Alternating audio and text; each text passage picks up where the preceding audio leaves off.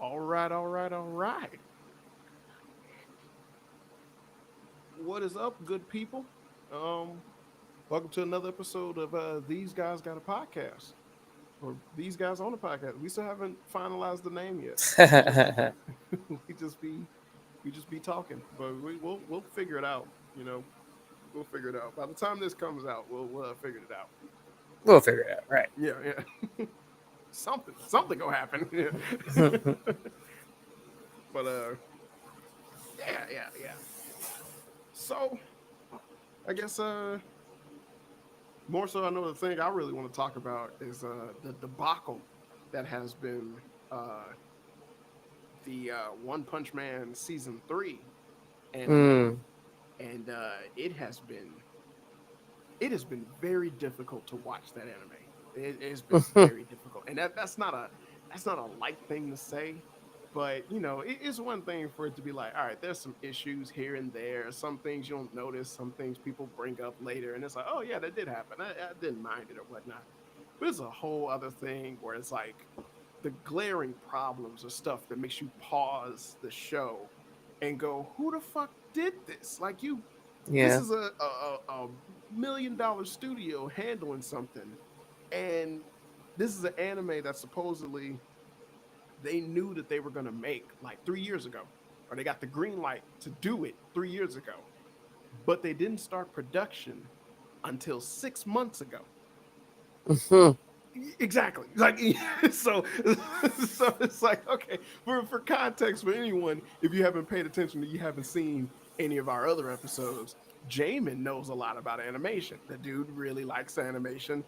Both of us went to school for this shit, so we're doing stuff that's gonna get us in that industry. So we need to know something.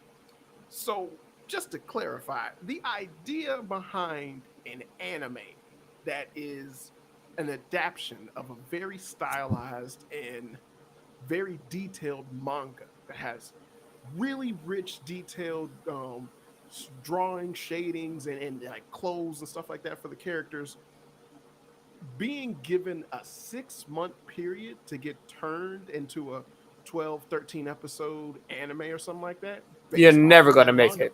Exactly. You were never gonna make it. Exactly. So, It is eh, difficult for studios with regular time. It's when yes. the level of detail in a manga, even like Vagabond or stuff like when those artists, it's just going to be difficult. Period. Yes. There's nothing. That's the berserk issue. It's the issue for all Yep. those adaptation because the artist is so detail oriented and it has a very unique look to it. It's it's almost impossible. There's an artist, I don't know his name, but when this comes out, we'll do some stuff. But he did a manga called Abar, and it's a short manga, and it's like 11 chapters. But that was so detailed and so really good and so dark.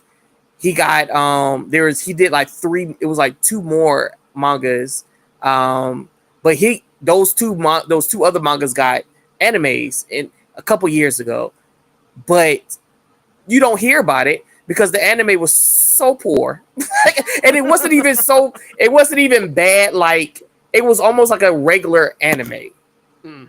but his detail to his how his work was like it was up there. It was one of those high level ones. So Uh-huh. since the anime didn't do that, people were like, "What the hell is this?" Yes. Yeah. And I think they have that is a anime problem Yes. Yes, it is. that these high detail illustrators just have no real control on their anime Yeah.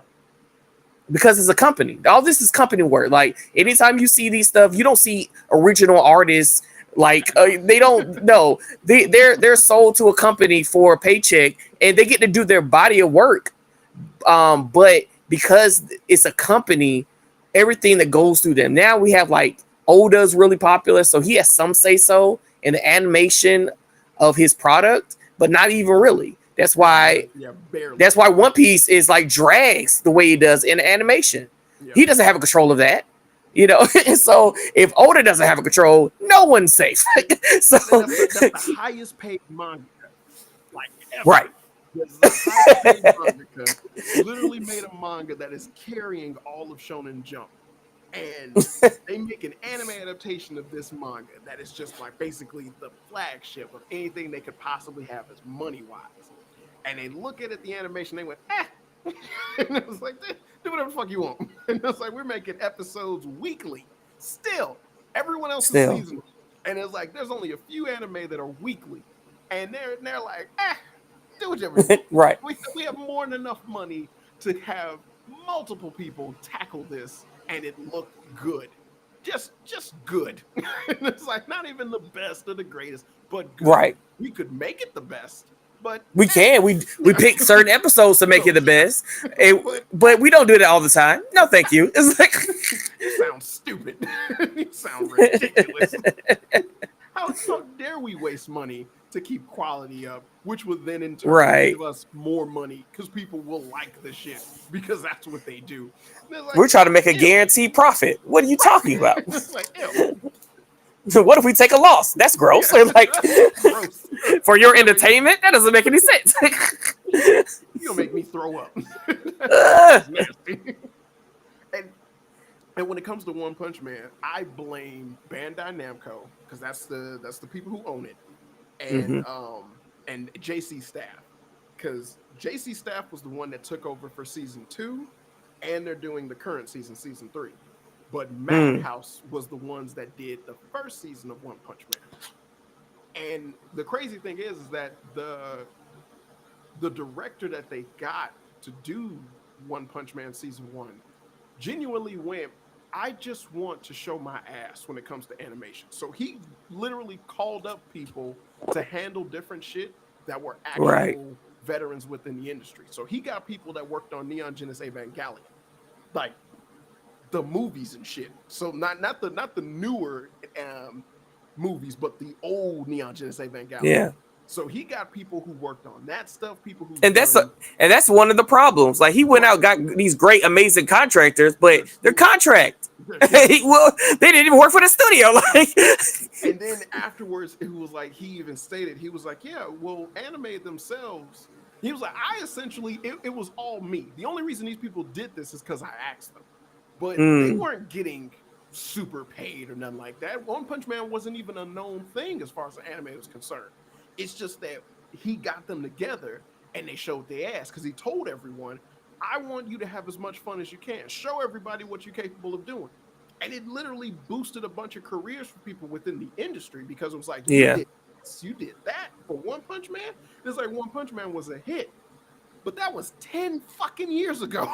So it's like, well, now, okay, it's a hit, but it's like, what studio can we get to tackle this bitch cheaper? And they just gave it to JC Staff because JC Staff is the whole of anime. They will do anything for anybody. They don't give a fuck, and I hate them for that. But the sad fact was that he was like, yeah, anime themselves all typically have like the same budget. Nothing really is like that outrageous unless it's like insanely popular and they're keeping it going. But outside of that, he was like, yeah, they were just gonna pay us exactly the same for the next season. And it was like, well, why the fuck would we do that? No. So it's like, yeah, you find someone else to be an idiot. And it's like, yeah. And it's like, if they would have upped the price for season 2 of One Punch Man, I guarantee you they would have agreed to do it. And it probably would have been like just an amazing fucking thing. And it would have got done faster. It would have looked better. And it just would have been all out great. Hell, the last anime I ever bought was One Punch Man on Blu-ray. And Mm, that's jarring considering how much I actually enjoy and like anime. But it's like, dude, that's how good of an anime that was. The shit was hype. The music was great. The sound effects was great. The dub and the sub both are really good. It's a good anime. But season 2 is horrible. It's like I don't want to buy this. And then season 3 is just this shit is just damn near unwatchable. And mm, mm, it ain't the worst anime I've ever seen, let alone be a right. horrible adaptation of something. But comparing the source material to the actual end result is Right. that much of a dissatisfied factor. And then initially, and then even further going into that, I know what the manga's gonna get into, and I know how great of detail that shit is supposed to be. And it's like, this is the quality that you're giving me here right now, and you're not even at the good part yet. Oh fuck no! And it's like, oh god, I can't. No, I'm sorry. This tumor needs to get cut. This needs to stop. This needs to end. And it's terrible that essentially anime has gotten to that point when I know for a fact this is an industry that came from the era of Gundam, the era of hand, so it's like Right. thinking all of that stuff came out back in the 80s and the early 90s, and now dealing with Right. this shit. And it's like, So crazy. how is that possible? Like the amount of like the ease of work now, Yeah, they should be doing things twice as amazing as Gundam. And they exactly. just and it's like they've like phoned it in. It's like and I can't even blame animators. I I do blame the fact that you think you can just make everything. I think that's a Yeah, problem. yeah, But it is the fact that you have so many people that wants to be in this industry. So you have too many people, potential employees, who will take pennies yes. and do their best work to do this. But somehow your budget and your schedule creates this vortex of you can't do great things, do just bare minimum, but Yeah. also like slave yourself out, but also don't get paid a lot. And it's like, what happened? What is going on? And it's a I and I don't. It is like a Japanese culture, like a little bit sprinkled in there too, because it's like Mhm. it just doesn't make any sense of like Yeah. business. Like your business is art at the end of Mhm. the day, Yes. and Yes. and if you're destroying the art, Right. that doesn't make any sense for business. You can't destroy the art, like that doesn't make any sense. What is it? That's the same. This the same logic and issue that fucking Marvel and DC had with their comic books, where it's like you have characters that mainstream audiences never knew the names of. They're now Right, shown in your movies and your TV shows. People are going to comic book stores now when they've never done it before to look up comic books about these right. characters for the first time ever. And when they buy these books, these characters are either race swapped, gender swapped. The stories don't follow what they've seen in the movies. None of them are likable. There's a lot of politics talk. There's barely any superhero stuff. And then people go, oh, never mind. And then they sat there and they went and it was like, why don't no one want to buy our comics? And it's like, well, someone lost the plot. You were doing something completely different from what it is that you were giving us in the first place. And and what's even sicker is that as far as anime and manga is concerned, that bitch is a 1-to-1. Most anime and Right. manga are an exact adaptation. So And it's such that's the big difference. Is like at least with Marvel and in DC and the big comics over here, like they have an excuse to be like, oh, that was a different writer, different exactly. storyline. That doesn't really count. Like Yeah. they don't have an excuse like that over here. Yes. Like I'm looking at what I'm supposed to be reading. Like this is that one story. Like that's barely finished, and it's like I know exactly what's supposed to happen. I know how he turns around. I know what he says, what comes out this man's mouth when Right. he turned around. Like I know everything's happening, so I can pay attention to when a turn scene isn't the right. People were looking for I forgot the little sister of that short girl. Like it was a particular walk that she was supposed to be Yes. walking, Yeah. and then she didn't. And people were like, she didn't do the walk. Like Fuck. that's how in detail like this shit is. Like they were looking for a particular It was walk, and it's like, it was a whole flight of stairs her and Genos was walking up. And you had yeah, like their back Jesus. of them walking up the stairs. And it was like you cut out that whole them talking and walking up the stairs speaking. Right. It was It like, just what gave the them fuck is shoulder that? movements. And Yeah, it's just give them like, shoulder. and But it's it is like, like it is time management. Like you said, the yeah, 6 months is literally time management. And it's like, I know exactly what this is. This isn't like if you had to, and I wouldn't even like, yes, the first season they had amazing contracted animators that they did their job. hmm So I'm not expecting, unless you hire them again, I'm not expecting that. But right, these animators aren't weak animators. People don't understand. Like, these are highly professional, skilled artists. Yeah. Everybody. It's like, yes, like in comparison to those other contractors, yeah, they're less skilled. But to be clear, they're better than any of the artists you know personally. There, you don't know any artists that are good at anybody who's in animation on a professional scale in Japan. You just don't, Yeah. because the people who can't get in are probably better than anybody you know. Like so it's not like they don't have the skill set. It is time, effort, and money. It's barely money because you got they used to not getting paid. So it's very much time and effort. So like scheduling and time and effort, and this is completely, like you said, the studio's fault. And Yeah. choosing to make these decisions, trying to pack in like all like doing all of this in 6 months, that's scheduling problem. They did it on purpose. They probably was trying to make another anime in the meantime. I mean, Like like the they're trying to pack animation. in so much. Yeah, the Go ahead. animation producer, he's been working on different shows nonstop since 2002. I mean, since 2022. So since 2022, he's had his book filled with so many different anime. But he was told that they were kind of thinking of getting the green light for One Punch Man season 3. And so he's just been working on nonstop different anime all the way up to 6 months. And they was like, all right, now you can work on One Punch Man. And it's like they already knew they had the green light, but it was like they didn't let Right. him know now you can work on One Punch Man till 6 months later. And then even then, he didn't even hire the old art director that they had. I mean, the director of the anime that they had for season 2. They actually hired a new person, which is a whole litany of other problems. And then the new person that they hired is someone that's worked primarily on hentai.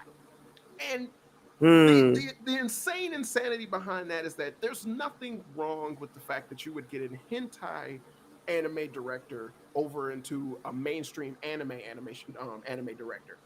The problem with that is that when you think about exactly the different in terms of context and animation, hentai is not something that is genuinely in the realm of high-paced fast action.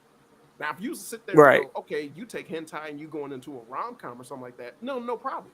There's like there's genuinely no problem with that. I don't expect you to put out something like emasculatingly crazy, but yeah, that would be in the ballpark of what it is that you're used to and Right. seeing what you can work on your craft. But I was sitting there going, but you go, all right, you're going from sex scenes towards the fight scene quality that people are expecting from season 1 of One Punch Man.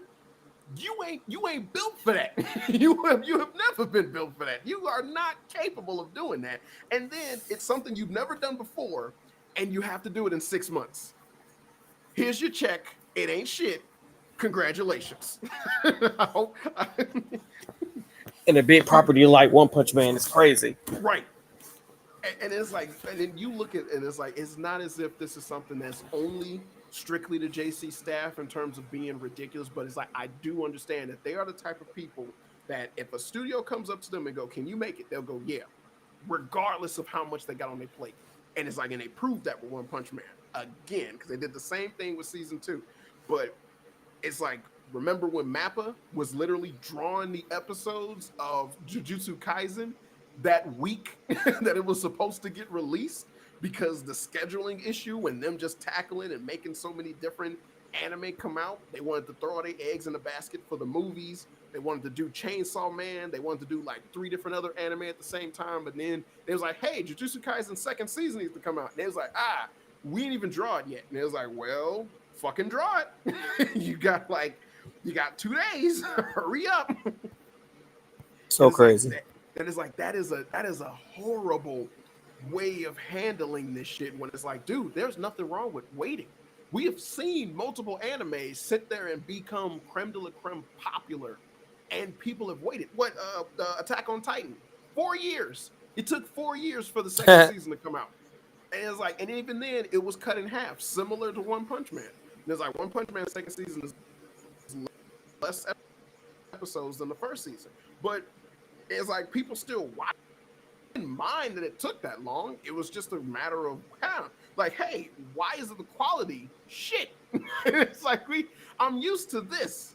Why are you giving me this? I can wait for it, but it just needs to be as good as what it was I was promised before I started to wait. And it's like you Right. are more than capable of doing that. And it's like JC Staff has released different anime under that like anime producer that they have in charge of this, who has made actually good quality anime within the span of like all the stuff he was a part of. Yet it's like, all right, you get One Punch Man, and this is some shit. And it's like, well, considering what he had to work with, it's like, I understand that. It's no fault on you or the director, but man, the studio had more than enough opportunity and chances and time to go, hey, we can wait a year. We could totally wait a year. I know it ain't gonna be the most amount of money we can get, but it's like to make sure our credibility and this shit just don't go up in flames, we can wait. We can wait. We can have our people work on this stuff correctly. We can get the shit done right. We can release it when a lot of other stuff comes out, so it's still hype train and great and popular, and it will be good. But it's like when you these people are just dumb. It's like, and this shit is getting bad because it's starting to affect. Because it's like, what I'm glad seeing exactly how bad anime has gotten with this oversaturation, with the need of these studios constantly trying to pump out stuff every fucking season. And it's like you're getting like 20 different new shows every season, but people only watching like 3 of them. And it's like this is the problem. This is why that's an issue right here. And it's like it. Hopefully, they'll do something about that. I mean, it'll. That's a big hope, but hopefully they'll do something about that. They're not. They've already gotten paid. They're not. Yeah, right? Like no, there's no incentive to do that. The people who paid them already paid them. They've already probably made money. So it's like, well, who's going to take a stand just cause? Right. You say, you know what? All this money you giving me, stop it. I don't have time. I want to take quality. What? That doesn't make any sense. No one's going to, and no one's going to stop watching it. It's not like, man, this is really bad. Ugh, this episode. Hopefully the next episode's better. No one's going to stop. Yeah, no one's going to stop. It's a lose-lose situation. We need to have better quality for ourselves, but no one's going to stop. We want to watch it. We just want it to be good. And they're like, so, and I'd be like, okay, and that's all I have. And it's all I have. I don't have nothing else.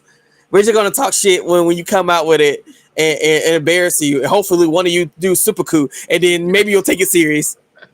That's what I'm hoping for. Somebody need to do it. Somebody need to feel bad. Somebody blame somebody and be like, "It's your fault, you jackass." And they're like, "Oh no, it's like it's all." And you post something on Twitter. I am so sorry. Take my life. Like, and then we'd be like, "Oh no, it's not suicide. We didn't mean to." And then we'd be like, "Yes, we did." I'm like, why would you lie? Like, and hopefully. Yeah. And then everybody apologize and be like, we're going to take more time and do things. We don't mean to rush it. And then it'll be okay. But other than that, they're not going to do that. They're not as bad as America, but they're not going to do that. If it was like I said, like if the owner owned it and this was like his project and he saw through it, then of course it wouldn't have been like this. But they don't run like that. This has been in production for a minute. Like this has been greenlit for a minute. That means money has moved already. Money has already moved. No one's going to be like, you didn't give me a product that I want, so I'm going to take the money back. That's not how that works. They might do another like auction or something to like what animation house is going to get it next season since it did so bad. But other than that, they're not going to do that. Now, I was hoping for Japanese Pride to slip in somewhere and be like, look at you guys, do better. What's going on? But I'm surprised we ain't got an apology for like the episode for being too scored at like a 2 out of 10 or something.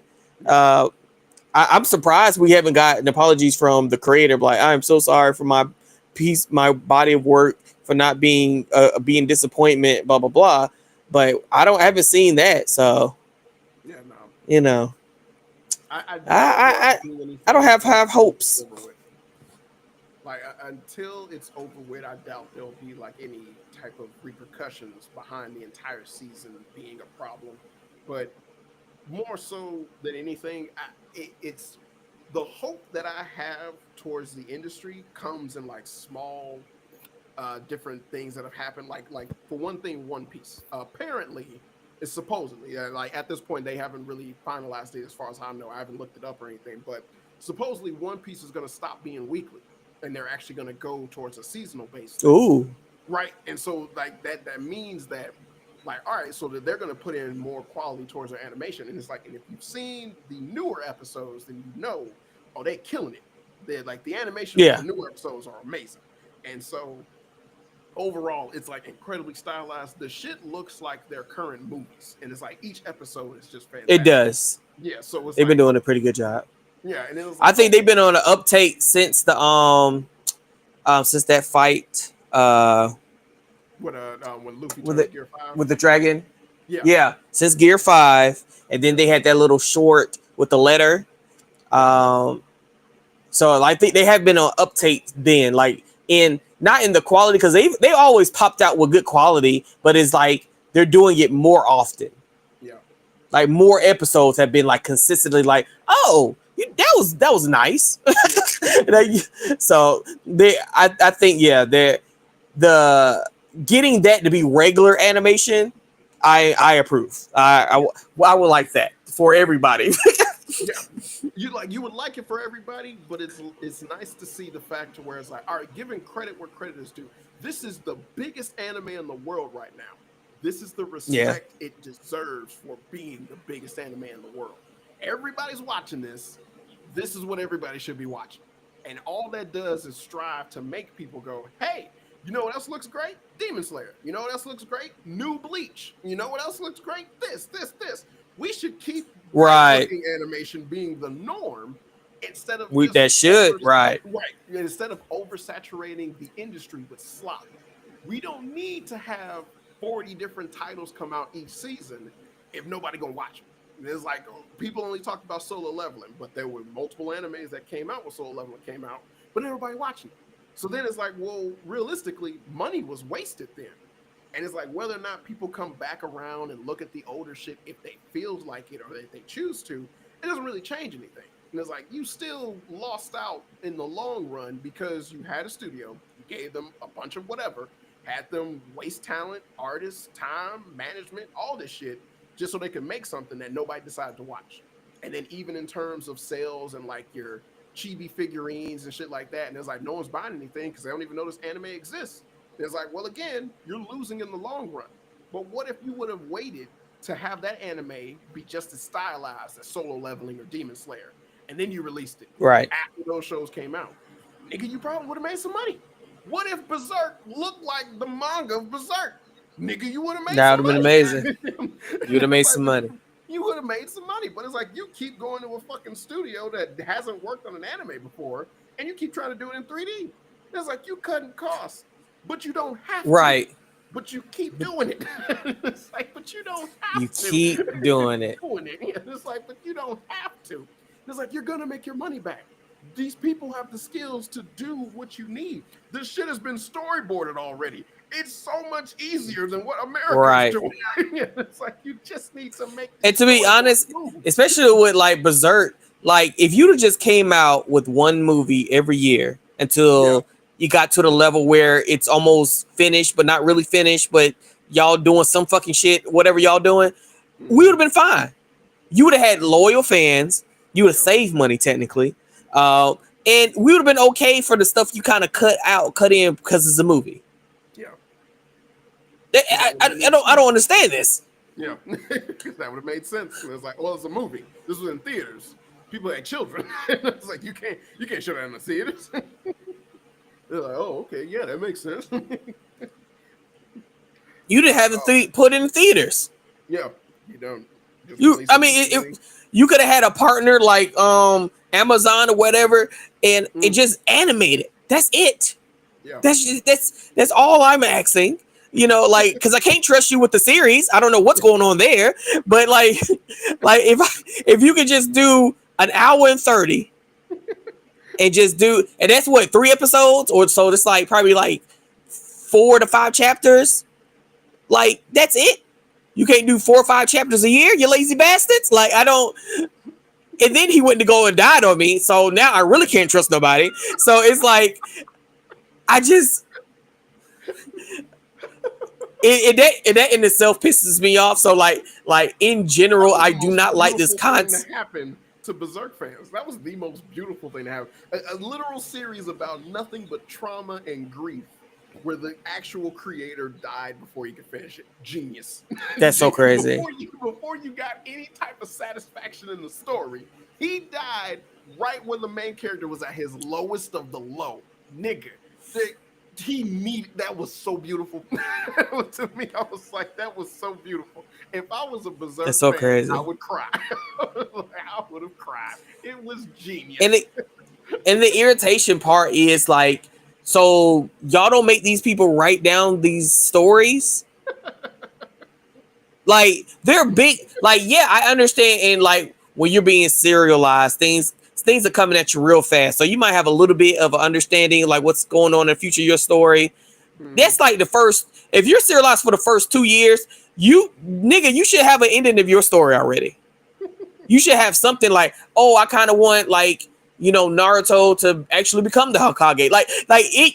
There should be no way that I'm like, ooh, how old is this? Like 20, 30 years in, and no one has a notebook of like, oh yeah, he wrote it down. Like he didn't go through a script class to finish this. Like what are we doing? What are y'all doing in Japan? This is embarrassing. Like I don't understand. I never understand that. Same thing with because Ichiro Oda actually he said that there's only like 3 people who actually know the real ending of One Piece, and that's like one of his assistants and his editor and himself. And like aside from like a couple of Make-A-Wish kids who he told what the ending is, and it's like yeah, no one else knows. But it's like, but he was like, yeah, he wanted to lease. He was like, if something was to happen to me, right, they'll be able to finish One Piece. And it's like they know how to draw like because that's crazy. Yeah, they know what my story is. So then it's like, yeah, and it's like, okay, foresight. But I mean, think of the industry of mangaka. They're barely hanging on by a thread in terms of whether or not they're going to keep them going. So half of the time, they don't even know if the series itself needs to be expanded on, or if they should just hurry up and finish. So it's like, right. That's the faultiness of that side of the industry. But then you carry this is very true.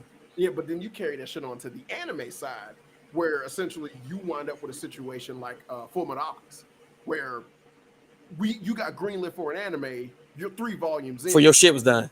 Right. And it's like, no one knows where my story is going. And it's like, yeah, but you get in the anime though. And it's like that doesn't compute. And again, she lucked out because like really talented people grabbed her shit. That's it. And then she was like, "Are you sure? Because I'm not really done." And he's like, "No, we're good. This concept is really dope. We understand where you're trying to go with this. We got you." And it's like we made some shit up, and it ended pretty good. It was good. God damn it! And then we made a movie, which was pretty good. So it's like even her more original-ish background. I mean, her story-wise with Brotherhood, it was good. I enjoyed it. It went like the second half went almost not completely different, but like it very much expanded the world. Which I was like, I see that. That's nice, But like it's so divisive, even with that story. And only reason it's divisive is because people knew how to tell stories. So now you have 2 stories that are well done, with one not have anything to do with the original, and the one that did. And people on the line fighting about which one's better. And it's like, better for what? They're 2 good stories. One's accurate. One's just made up shit. What are we complaining about? It's like they're both anime. Just shake hands. Yeah, just shake hands and move on. What are we doing? And it's like you can like both of them. You can like both of them. Like hell, they both start exactly the same. It's just you get to a point where it's like they're going to deviate, and that's fine. Right. But they're both still the same characters. They have still the same motivation. It's just, hey, One can be an alternate universe and the other one cannot. But it's like they're not bad. One of them is not better than the other. They're just two different respective stories. And you can appreciate that. And that actually Yeah. comes with someone who cares working on your shit. But there's way too many other anime that exist where it's like you do not get that same gratification. Where you Right. look at this and it's like, nigga, I read this manga faithfully. I love it to death. This anime is a crock of shit. But people will sit there and tell you, oh, it's great. And it's like the only reason you think that is because you don't read the manga. And essentially, considering how this industry is, you should be watching the manga, but you're not.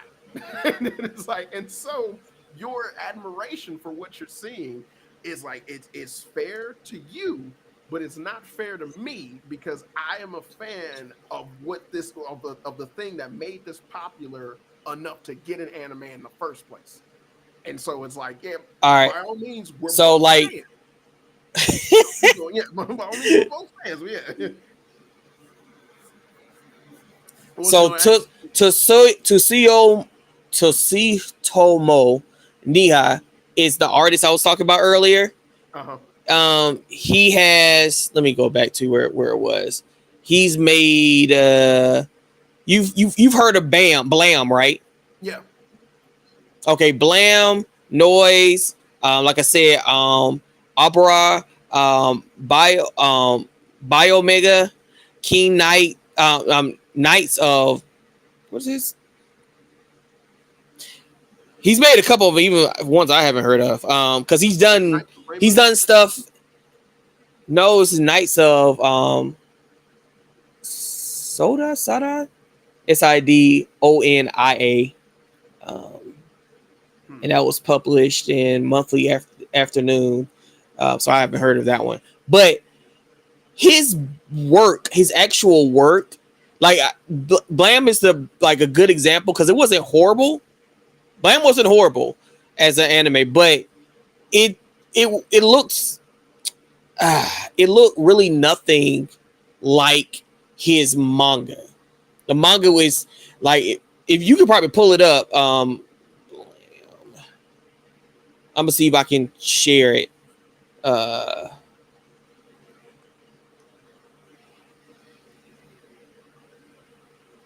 Because the anime it was okay, but the manga is like the detailed work that he put in. You would have to go extra and beyond to get his body of work in anime.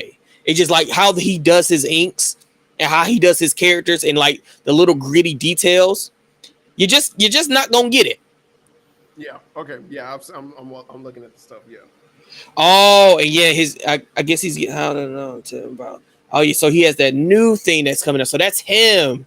Oh, okay, the tower. Oh, the movie man called the tower dungeon. Have you heard of that? Because they talked about. I know you've heard of that one, huh? But yeah, so I feel bad, but I don't, because like there's such a high level of body of work that you have to make sure your team does try to strive to do better, because like it's very different. You can't phone stuff in. Like we could talk about One Punch Man, like stuff like Genos' suit. Yeah. And how they just kind of phoned in the detail, and it just looks fluffy, and it's like you can't do stuff. And I know animation simplifies things, but there's certain things you cannot do, because the whole point of it is supposed to look more super detailed, super armored, his super suit basically, and you just kind of like made it a bubble suit because you didn't put detail in, and it's like that's not how that works. And I understand you don't have time to really go frame by frame, putting all this metal etching and work in it, and it's like I don't know who to blame. It's very much like, as an artist, you should try, but I understand you have a job. Like you have a certain amount of frames you have to get done per day. So much so these niggas are sleeping at work. So it's like, first of all, ew. I love animation. I'm not sleeping at work. I don't know what y'all doing, but I'm not. That you will never catch me sleeping at work or drinking after work with my boss just for kikis. Like, no, I'm not doing none of that. I'm getting my rest. And you can't beat me up. Like, what you mean? Like, I'm not dealing with you niggas. Like, I like animation. Like, I don't, and that's a culturally, I can't.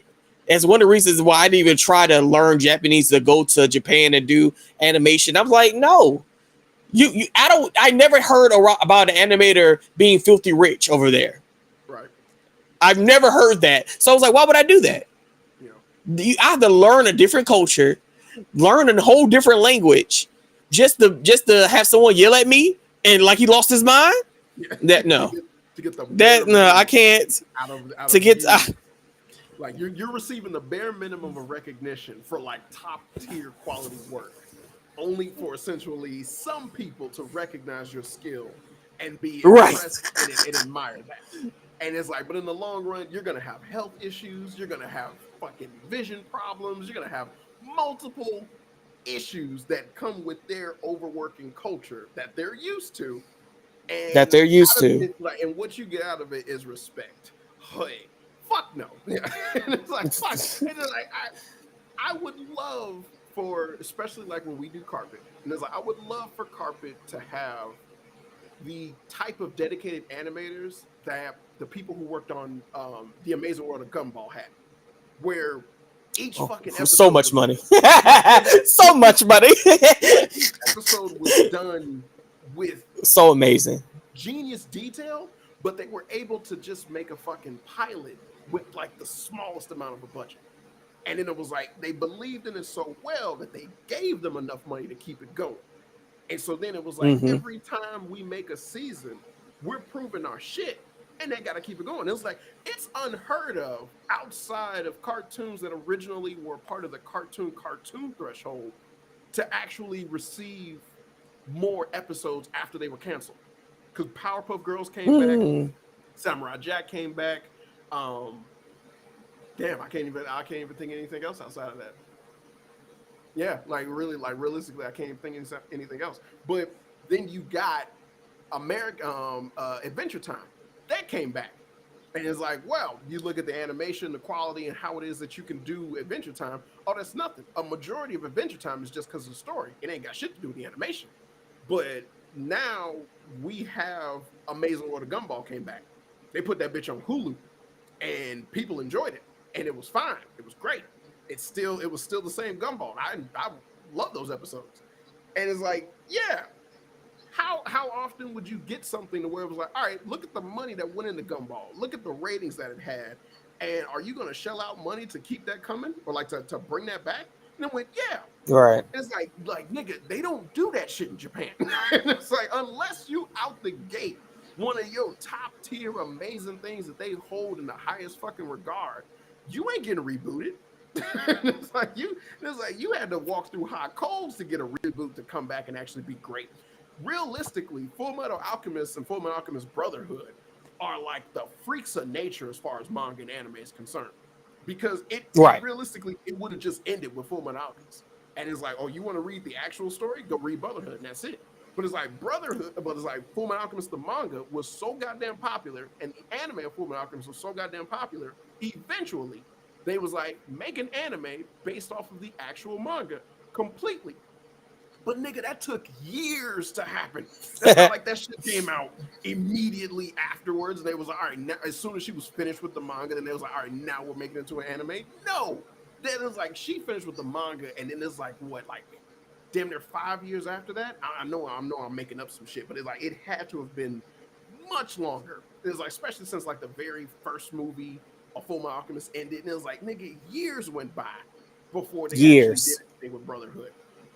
And it's like, I was watching it and I got confused because I was like, Chinese alchemist? I was like, oh, this isn't my Full Metal Alchemist. And I was like, this is different. This is much different. I was like, oh, they following the manga. I was like, oh, they different. They different. They mama don't know about them. That's nasty. I was like, oh, this is nasty. I was like, so this ain't got nothing to do with Nazis at all. Oh, shit, this different. And I was like, this is totally different.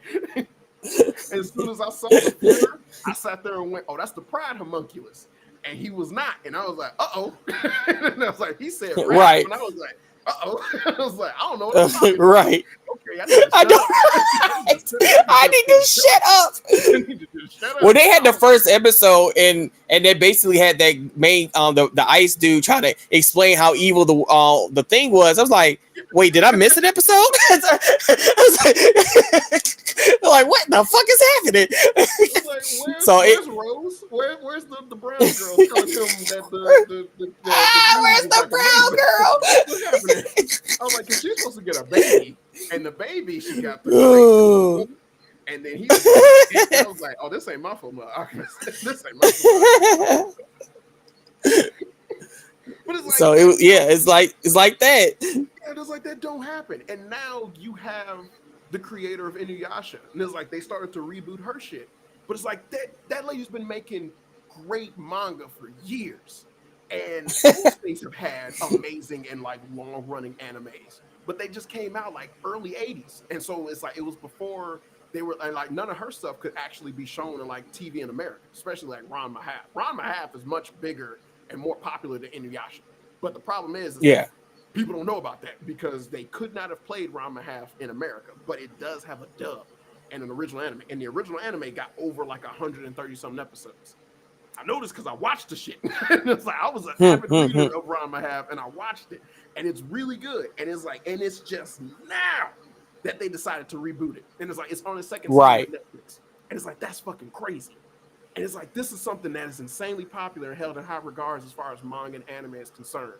And you're only getting the recognition now during the big boom of anime being like the popular infrastructure that it is as a worldwide genre that people are loving as far as animation and shit like that is concerned. But that's appalling considering what you are in the industry and then the recognition you're receiving from said industry and then seeing what the industry is currently doing to the industry. And it's like, okay, fuck. It's like, I can't really win for lose with this bullshit. But it's like, again, in the same season, I'm watching new episodes of Ron Mahaf.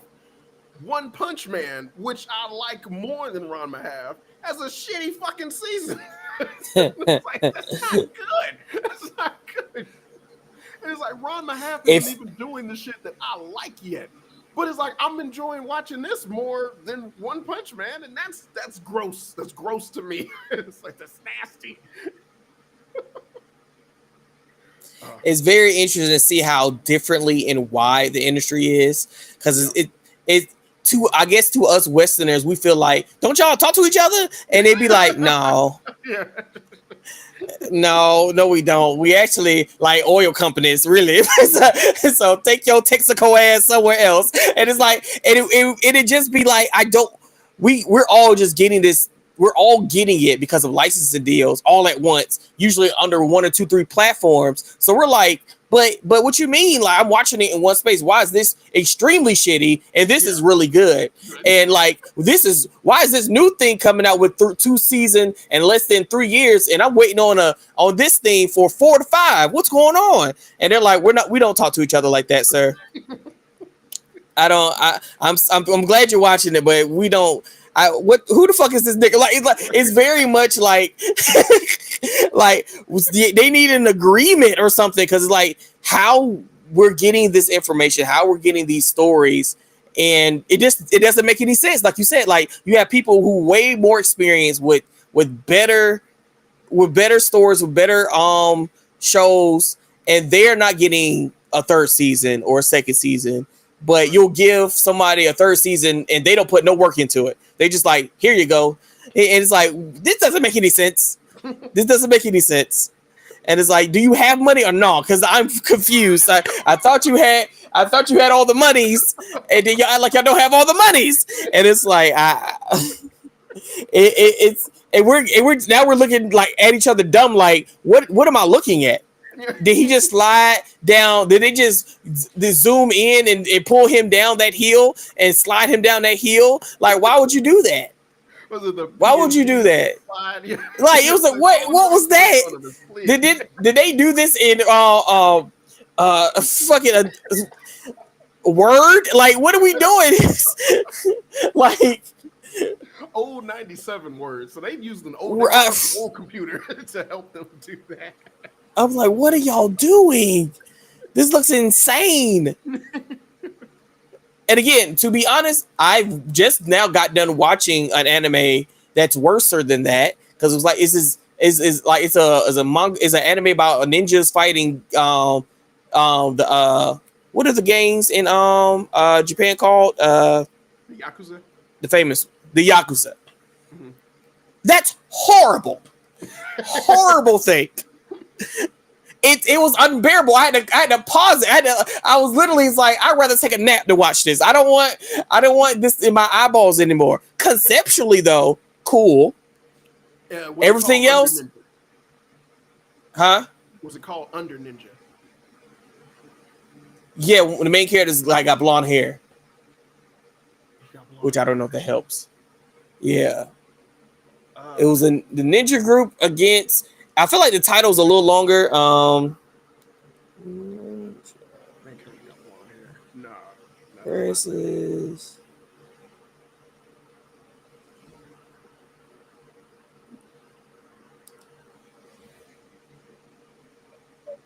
Why did they bring up fucking Batman? Forget.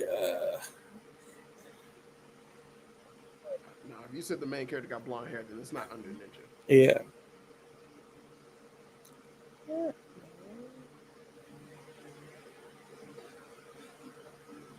Uh, Ninjas versus Gokudo.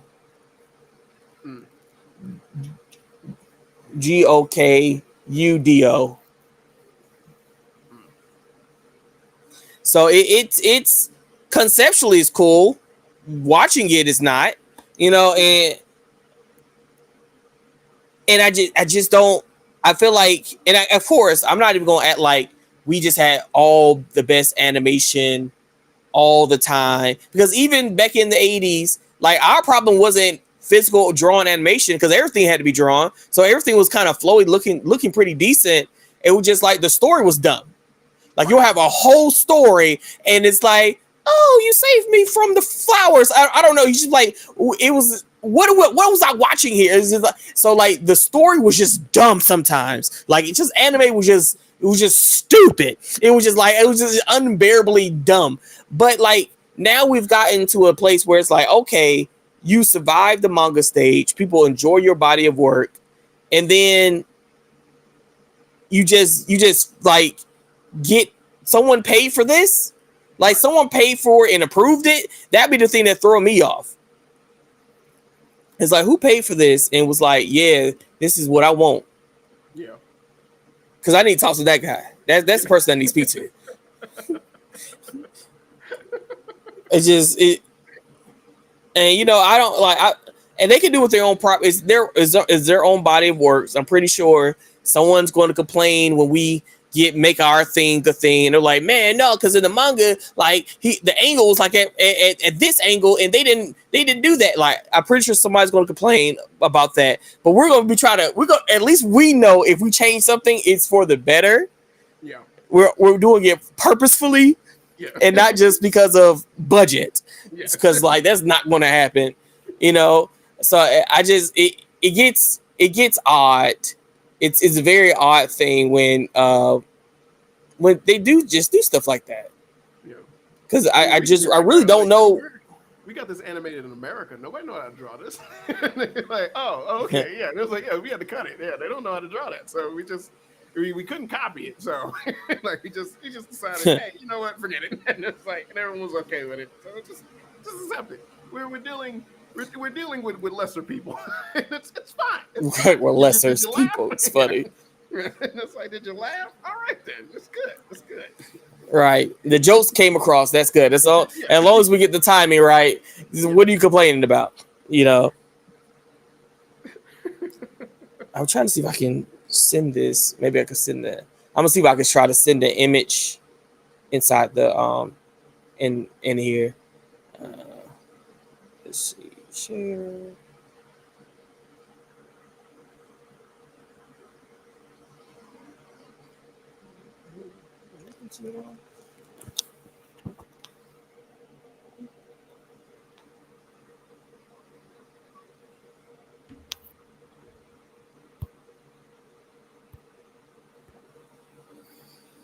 But yeah, man, it's it's disconcerting about where the industry is going. Yeah.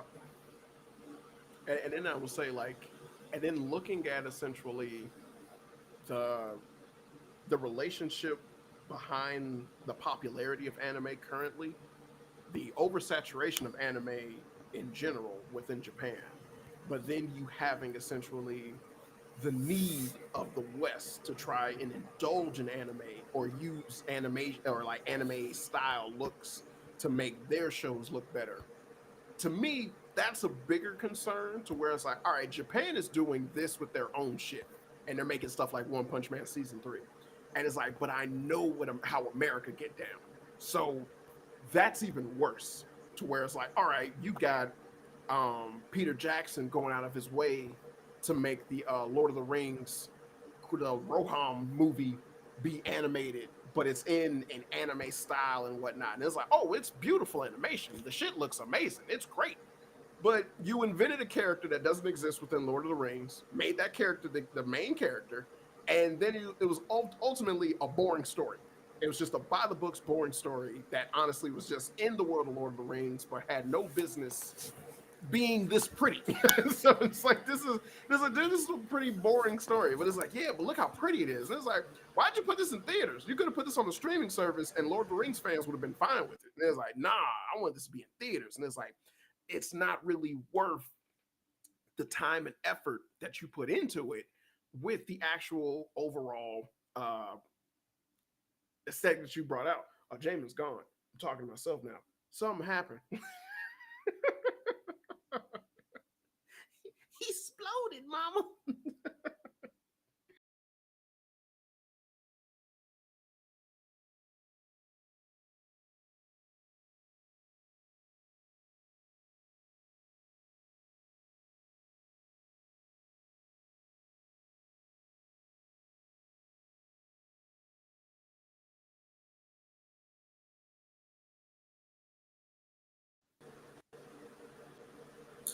Did you get cut off? Yeah, I got cut off. Okay, that was me. All right, my bad. I was trying to look for stuff and it won't let me. All right. but Okay. uh but I was saying that the Lord of the Rings animated movie that came out, the Roham thing that Oh Peter yeah, Jackson. Yeah. I watched it in theaters. I See, watched it in theaters, and I it was was. I fell asleep a little bit. You yeah. know, I for sure fell asleep a little bit. And it's But so it's like crazy because beautiful like you said, animation. like the animation was really good, but Yeah. the story was a little like his story was a It's, solid hour yeah. unnecessary. It is like I was like, bro, why this would could have you been a use 30-minute these? thing on YouTube, Yeah. and you And would it's have had like so many more views. it's just Jesus Christ. And it's like you could have put this on streaming or something, made it a episodic thing, something. But you decided to make this a movie based off of a storyline. You made up a character to make the main character. And I was like, that's not even a character that's in that storyline. But you made and up a character, made and them that the be the main weird character. thing to me. It's like, especially stuff like Lord of the Rings and like Star Wars and stuff like that. These stories that are or Star Trek. Yeah. These stories are so old. It's so long. You do not, and the authors might be dead, but someone close to them might be alive. Like Yeah. go to the actual source and be like, hey, so I was going to do a story about Spock.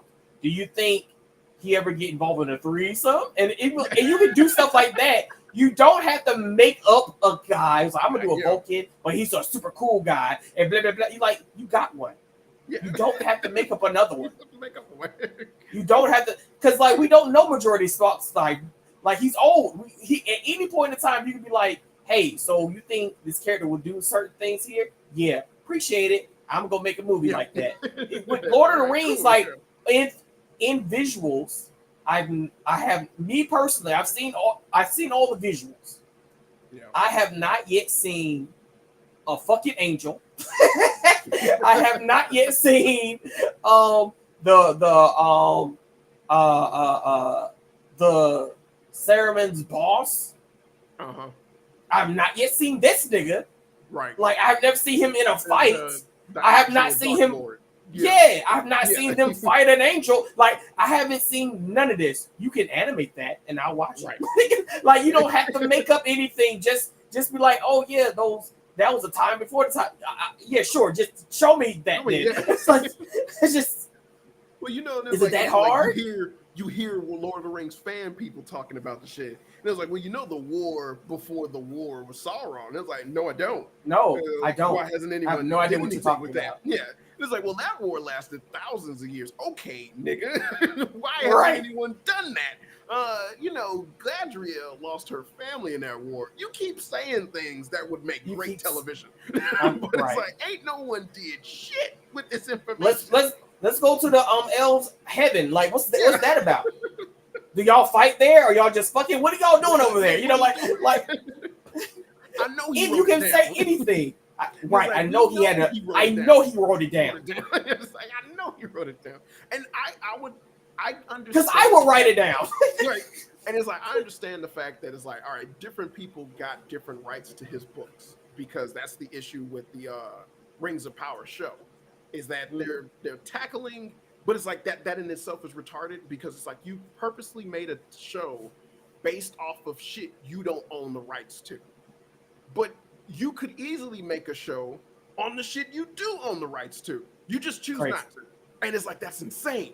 It's like that. But it's like the only reason you did that is so you can have a badass female character. And it's weird. Right. I really wish I was able to be a part of that production to embezzle. Because they spent millions of dollars each episode. They wouldn't know. I would tell them one of those rocks we made cost $100,000. Like, because it doesn't make any fucking sense. It's like, the most expensive TV show ever made. I believe it's $7 billion. So much money for nothing. Just each episode. And then you cancel the Wheel of Time. I'm like, you're a jackass. You're a whole jackass.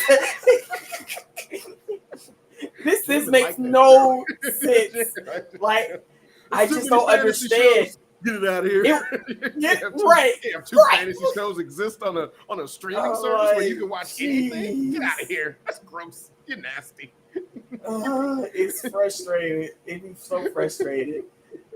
And they'd be like, I just want to end in the beginning show. Is that so damn hard to ask?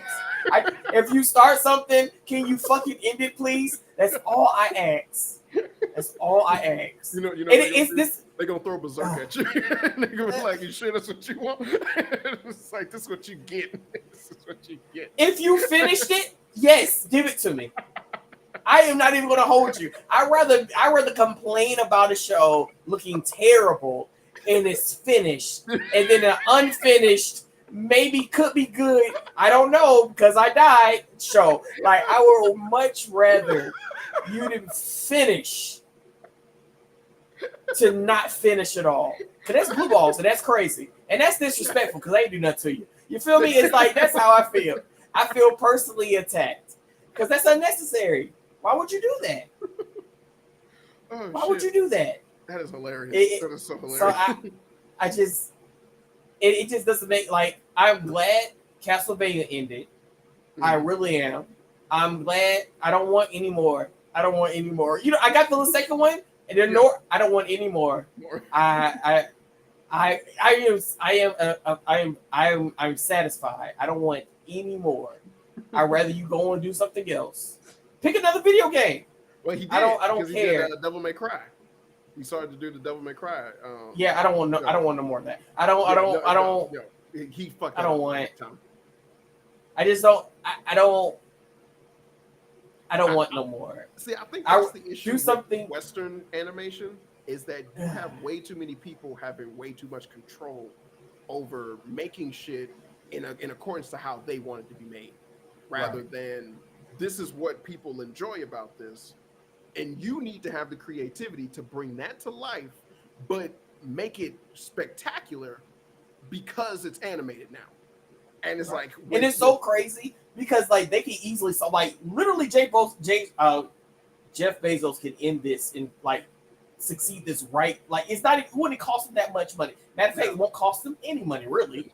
He just make a separate category with original comic slash manga American category in his KDP, Yeah.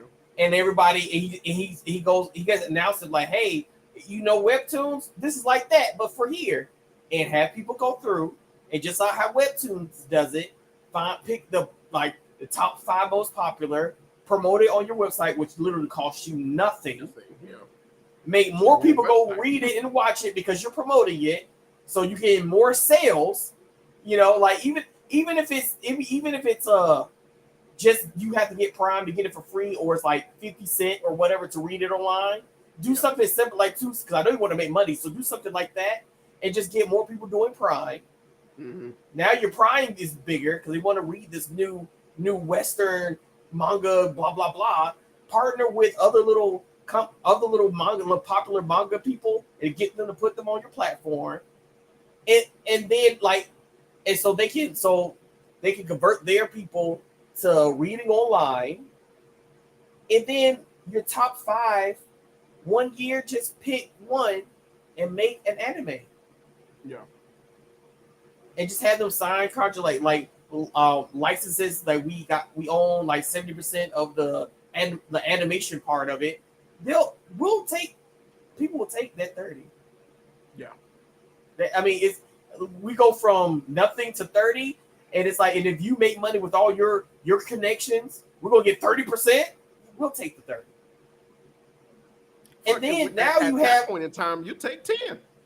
Right. By that point, like the shit you're gonna get is gonna be ridiculous. And it's like, so it's now, like, all right, 10. So now you have an original anime. Just call it fuck it. Call it an anime. Like, just what are they gonna do? Beat you up? That's what Netflix does. Netflix right. keep calling their shit anime. Right. Call it original animes, and then now you have like an animation house built in, and on it because like all you have to do is outsource it to China like everybody else do it, and now you have your stuff. China and Korea, yeah. So you can't be like, oh, I don't know if people are gonna read or watch it, because you already know, because you have the analytics that people are reading and watching the shit, and you have no excuse. And now we got original bodies of work, because it doesn't make any sense any other way. Like I just can't solve anime's problem, because that's a whole culture thing. Like I can't do that. I can't do that because it makes no sense why these popular people aren't team upping with like other companies outside of Japan, other than they just don't want to learn another language, which I understand. Like I don't understand like why they want, because like Kobo is like, he's famous enough to go do anything anywhere else, and he can make up a story with his cool characters and figure some shit out. Yeah, like he can make a 23 episode anything, So it doesn't make any sense why they're like, I'm gonna stick with Japan, even though they slightly be disrespecting me, but I'm gonna continue hanging out and doing this shit. It's like, all right, you can do that, my brother. Like I don't know, like it's not too many. It is hard. It is not like you pointed out. It's not too many artists who can do multiple good shows or multiple good mangas. They just don't. That doesn't really happen. And then they treat the person with the, after they do the second one or the third one, they be like, oh yeah. I mean they're around. Like you should be hosting these people up on pedestals. Why aren't you? What is going on? It's like yeah. But I know they're there. Let's go find the next new thing. They are the new thing. They make the new thing. It's like, dude, when Akira Toriyama passed away, everyone around the world got together and held their hands up to do the Spirit Bomb. Right. Out of admiration for the guy. He has a mural of all of his work in fucking Portugal. I looking like it was international news that he passed away. Right. And it's like that in itself should have been a huge fucking alarm to Japan. There should have been, hey, you know what we should do? Rather than keep making Super, which is shit, and has like subpar animation whenever we choose to have it that, Why don't we reboot Dragon Ball Z? Why, or Dragon Ball at that matter? Or Dragon Ball. And it's like, knowing for a fact motherfuckers would pay to watch this shit. Right. We have people who paid to see Kai. Dragon Ball Z Kai is just Right. Dragon Ball Z with extra frames. Nigga, That's it. it's the same fucking show. And it's like they just Same went, there's no shit. filler, but there's extra frames. And it cost just as much as if you bought the original. It's like, So crazy. ain't you happy? And then people went, yup, put it on television. It was one of the highest rated animes that came out at that time. And it's like, it's still Dragon Ball Z. Are you fucking insane? Yeah. And it's like, hey, what if you reanimated? Considering the fact that we now have an abundance of anime coming out that's been reanimated and it looks prettier and better and it's fantastic. Fucking One Piece is about to get reanimated. It's not even finished. And it's not even finished. It's having a whole new reanimation from an actual quality studio. The people who did Spy X Family, they're handling it. And then they were like, we're going into this, making sure we get in a frame by frame from the manga, which is more than the original anime ever did for the beginning of One Piece. And it's So like, crazy. nigga, what world are we living in where you just said what you just said out your mouth? But One Punch Man season 3 exists. It's like, So how does that work? It's like, how does that make Same sense? world. It's like, how does that make sense? I'm remaking an anime so I get new people and doing it better while the anime is actively going on. I'm sorry, what did you just say? You're doing two things. Yes, we're doing two things. Why? Because it's so great. Because it's that good. And it's like, nigga, how does that make any type of functioning sense? And it's funny because it's not like I don't want it, but like I don't need it right now. I'm watching it.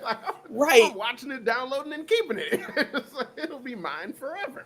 But it's like, why is this happening? It's like, how does this make sense when everything else is still fucked up? And it's like, thinking about how big of a deal One Piece is, when they did Gear 5, because this is also like a crazy thing with it, just within the sake of animation. When they did Gear 5, they actually brought in American animators so Luffy could have the cartoony effect, because that's something that Japanese just don't do. So it's like the eye-popping effects, all the weird, goofy movements and things like that. They had to outsource to get that in terms of animation because they don't have that. So it was like, we've never encountered this level of animation, but that's what this dude drew. And to respect this shit, because we have the money to respect it, we had to outsource to another country. And then it's like, when I first heard that, it's like, wow, that's a huge major breaking point within animation and the anime histories and like just overall the popularity of One Piece all coming together and whatnot. And then you have to pump the brakes when you think of that. And it's like, wait a minute. You telling me not one point in time after all these years, no one in Japan decided to work with someone in America for anything? It's like, there was never a point where it was like, hey, we should combine the animation teams. That would look dope as hell. There should be some type of fucking movie that exists that has that concept. No, it's never happened until One Piece decided to have a character's transformation look goofy. That's it. It's like, what the fuck? It's like, how do you people sleep at night? It's like, this is all money-making ideas, but it just so happened to happen seldomly because it's like, whatever. It's like, oh, this actually made a whole bunch of money. And it's like that's literally the entire backstory of it. Now, Neon Genesis Evangelion. And it's like, this is an anime they thought was so shit, they gave it no type of budget. So much so that they couldn't even finish the damn anime because the budget was gone. So they just made up some shit and ended. And it was like, guess what? This is one of the most popular animes that ever exists. Really? It's like they had a scene where the main character had to hold the dude while they played Beethoven music because they couldn't make their own music. They couldn't afford to use any other type of music. So they used Beethoven's shit.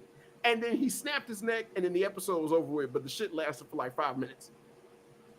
And it's like, oh, this actually is popular. People actually enjoy this. Huh. I wish we'd have gave it money. What if we gave you money? I'm going to make 2 movies that's going to blow the box office in Japan. It's like, nigga, wow, if only we would have trusted you, we probably would have made like a really solid anime. And then, like we would have been just great. But we made an okay anime. That's technically like we had a solid anime up until the last 2 episodes, and then we made a movie that's just a confusing butt fuck. But my God, do people respect us? So much so, we rebooted the bitch and made 4 fucking movies that made bank. Yeah. Then it's like, but you think back to the early edition, and it's like, nigga, there was no fucks given for Evangelion. No one cared for the series. They did not think this was going to do good. And it's like, that's your industry at work. And they did that shit not once, but they did it with Cowboy Bebop and with Trigun. And it's like, these are anime that people who know anime would tell you this is the shit that built the popularity of anime in America, which then built the popularity at a certain of anime. point. You go like, do they know what they're talking about? Right. Like, because I don't like what's going on. Because I think after I learned about the Cowboy Bebop, it's like, oh yeah, it was unsuccessful, so they brought it over here because cheaper licensing deals and blah blah blah. And you're like, this was not good to y'all. Like, Cowboy Bebop? What did you just say? It's like, are you looking at this thing? It's like, it's beautiful animation. It did such a good, dark, deep story in 26 episodes that a lot of anime with over 300 can't do. Right. That try to be dark and broody cannot do. I really feel like even Jujutsu Kaisen and Chainsaw Man, like those like trying to be dark but like have their character like feel something, like they're trying to get as cool as Spike, and you can't. It's just not a thing you can do. Like you can't have a goofy Naruto-esque character, but have a deep brooding backstory like Spike, and then come you gotta pick like Spike after he's overcame that backstory by still dealing with that trauma. And it's like, I didn't get over the shit that I did. It's just that I'm trying to move past it. And it's like, fuck. In Cowboy Bebop, I love the fact that where it was like he would go to Mars, but realistically, there was a hit on this nigga. So every time he went, there was an issue, but he never let that bother him. And it's like, it's only until the last episode when it's like, oh, now this shit is a problem. And they're like, we need to settle this.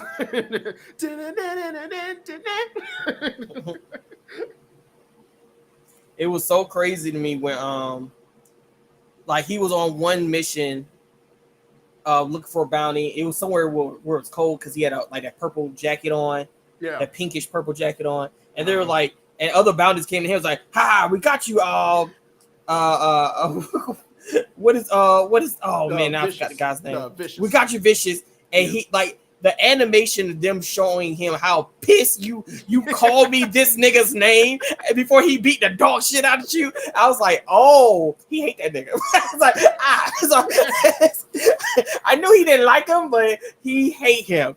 I got you. Jupiter Jazz, part 1 and part 2. Jupiter Jazz. Because it's the first part 1 and part 2 in Cowboy Bebop, and it's the one where they met that dude who basically had the body disformation, and and everything, but he was like, he knew Vicious, but Vicious tried to kill him, and he was like, both of them served in the war together.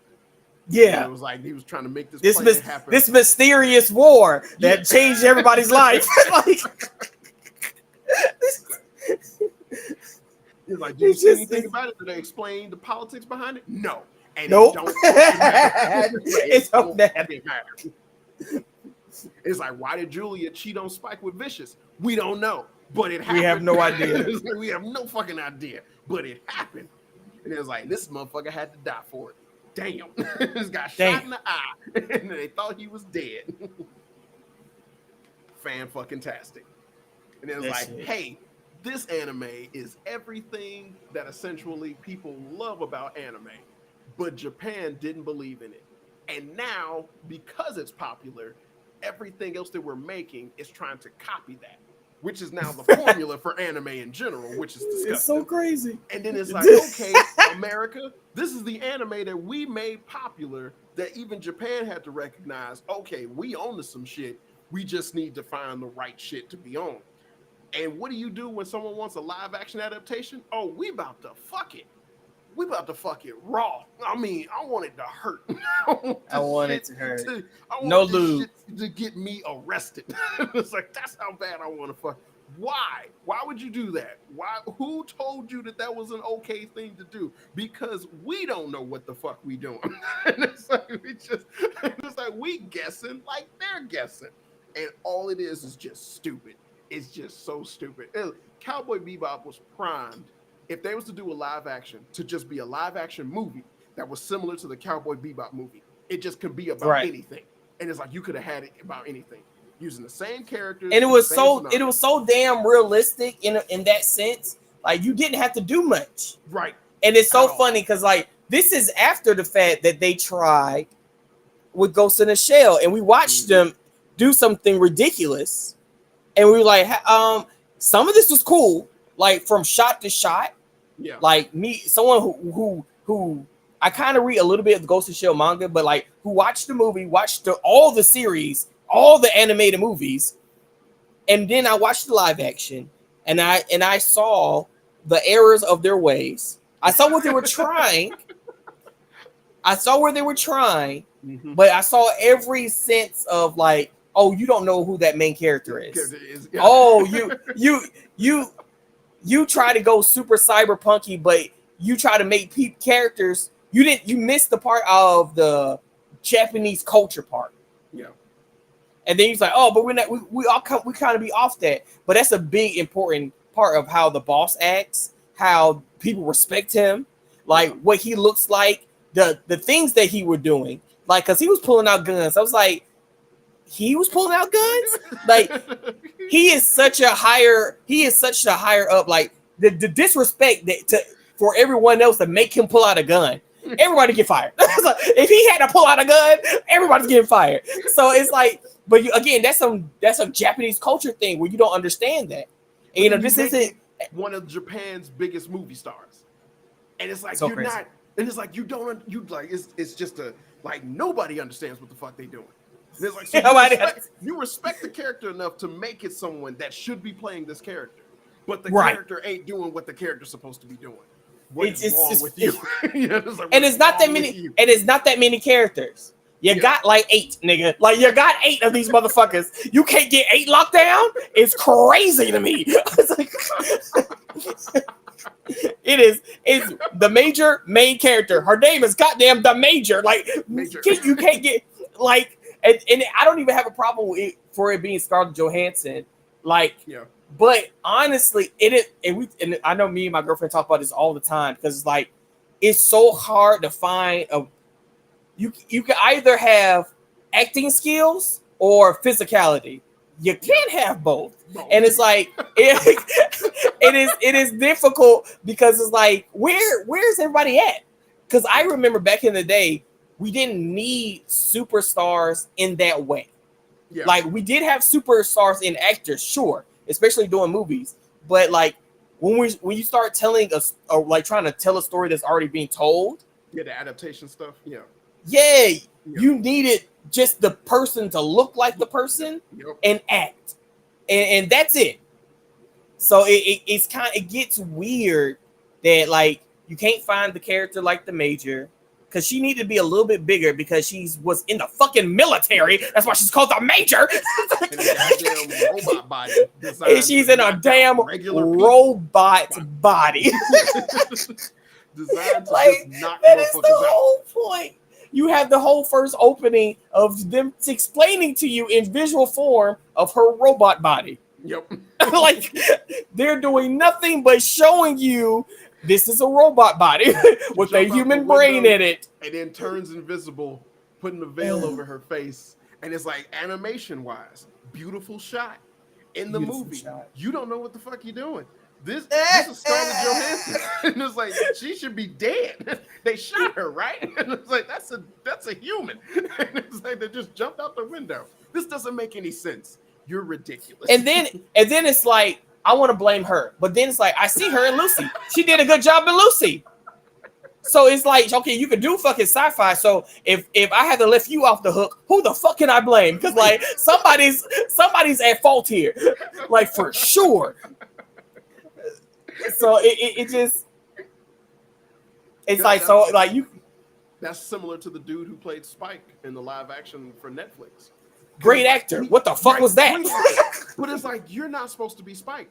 And it's like, if you were to play an older Spike, oh, you'd have been fantastic. But it's like, dude, you're in the 40s. And Spike is known for being 20. And then the actual and physical. Right, and physical. Dude can do fucking Bruce Lee's martial arts. And it's like, the literal showrunner sat there and said, I can't believe that Spike Spiegel will be a character that's that old and has been through that much shit.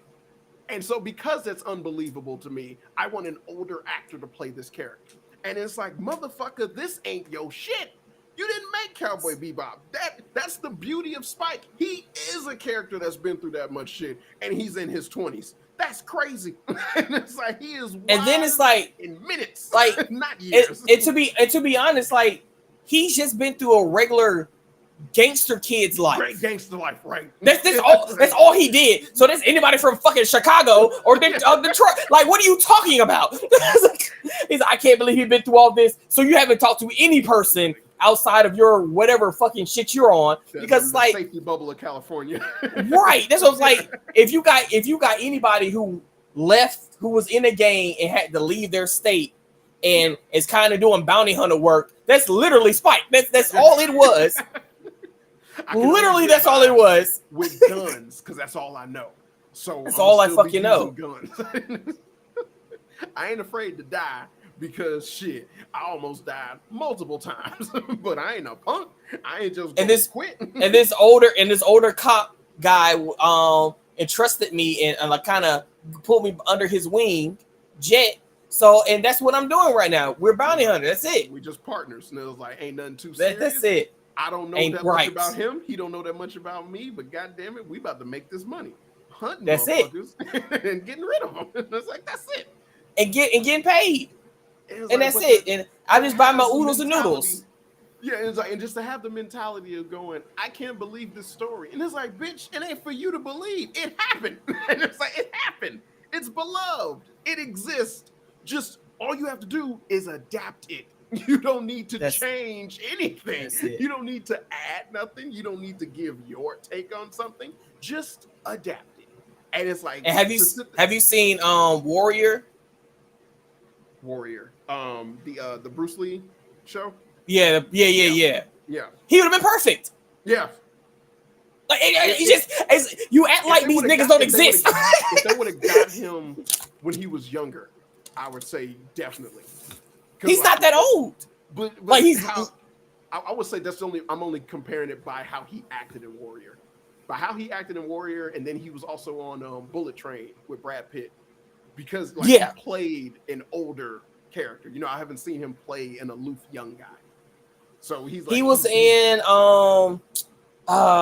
Terminator. He was one of the scientists.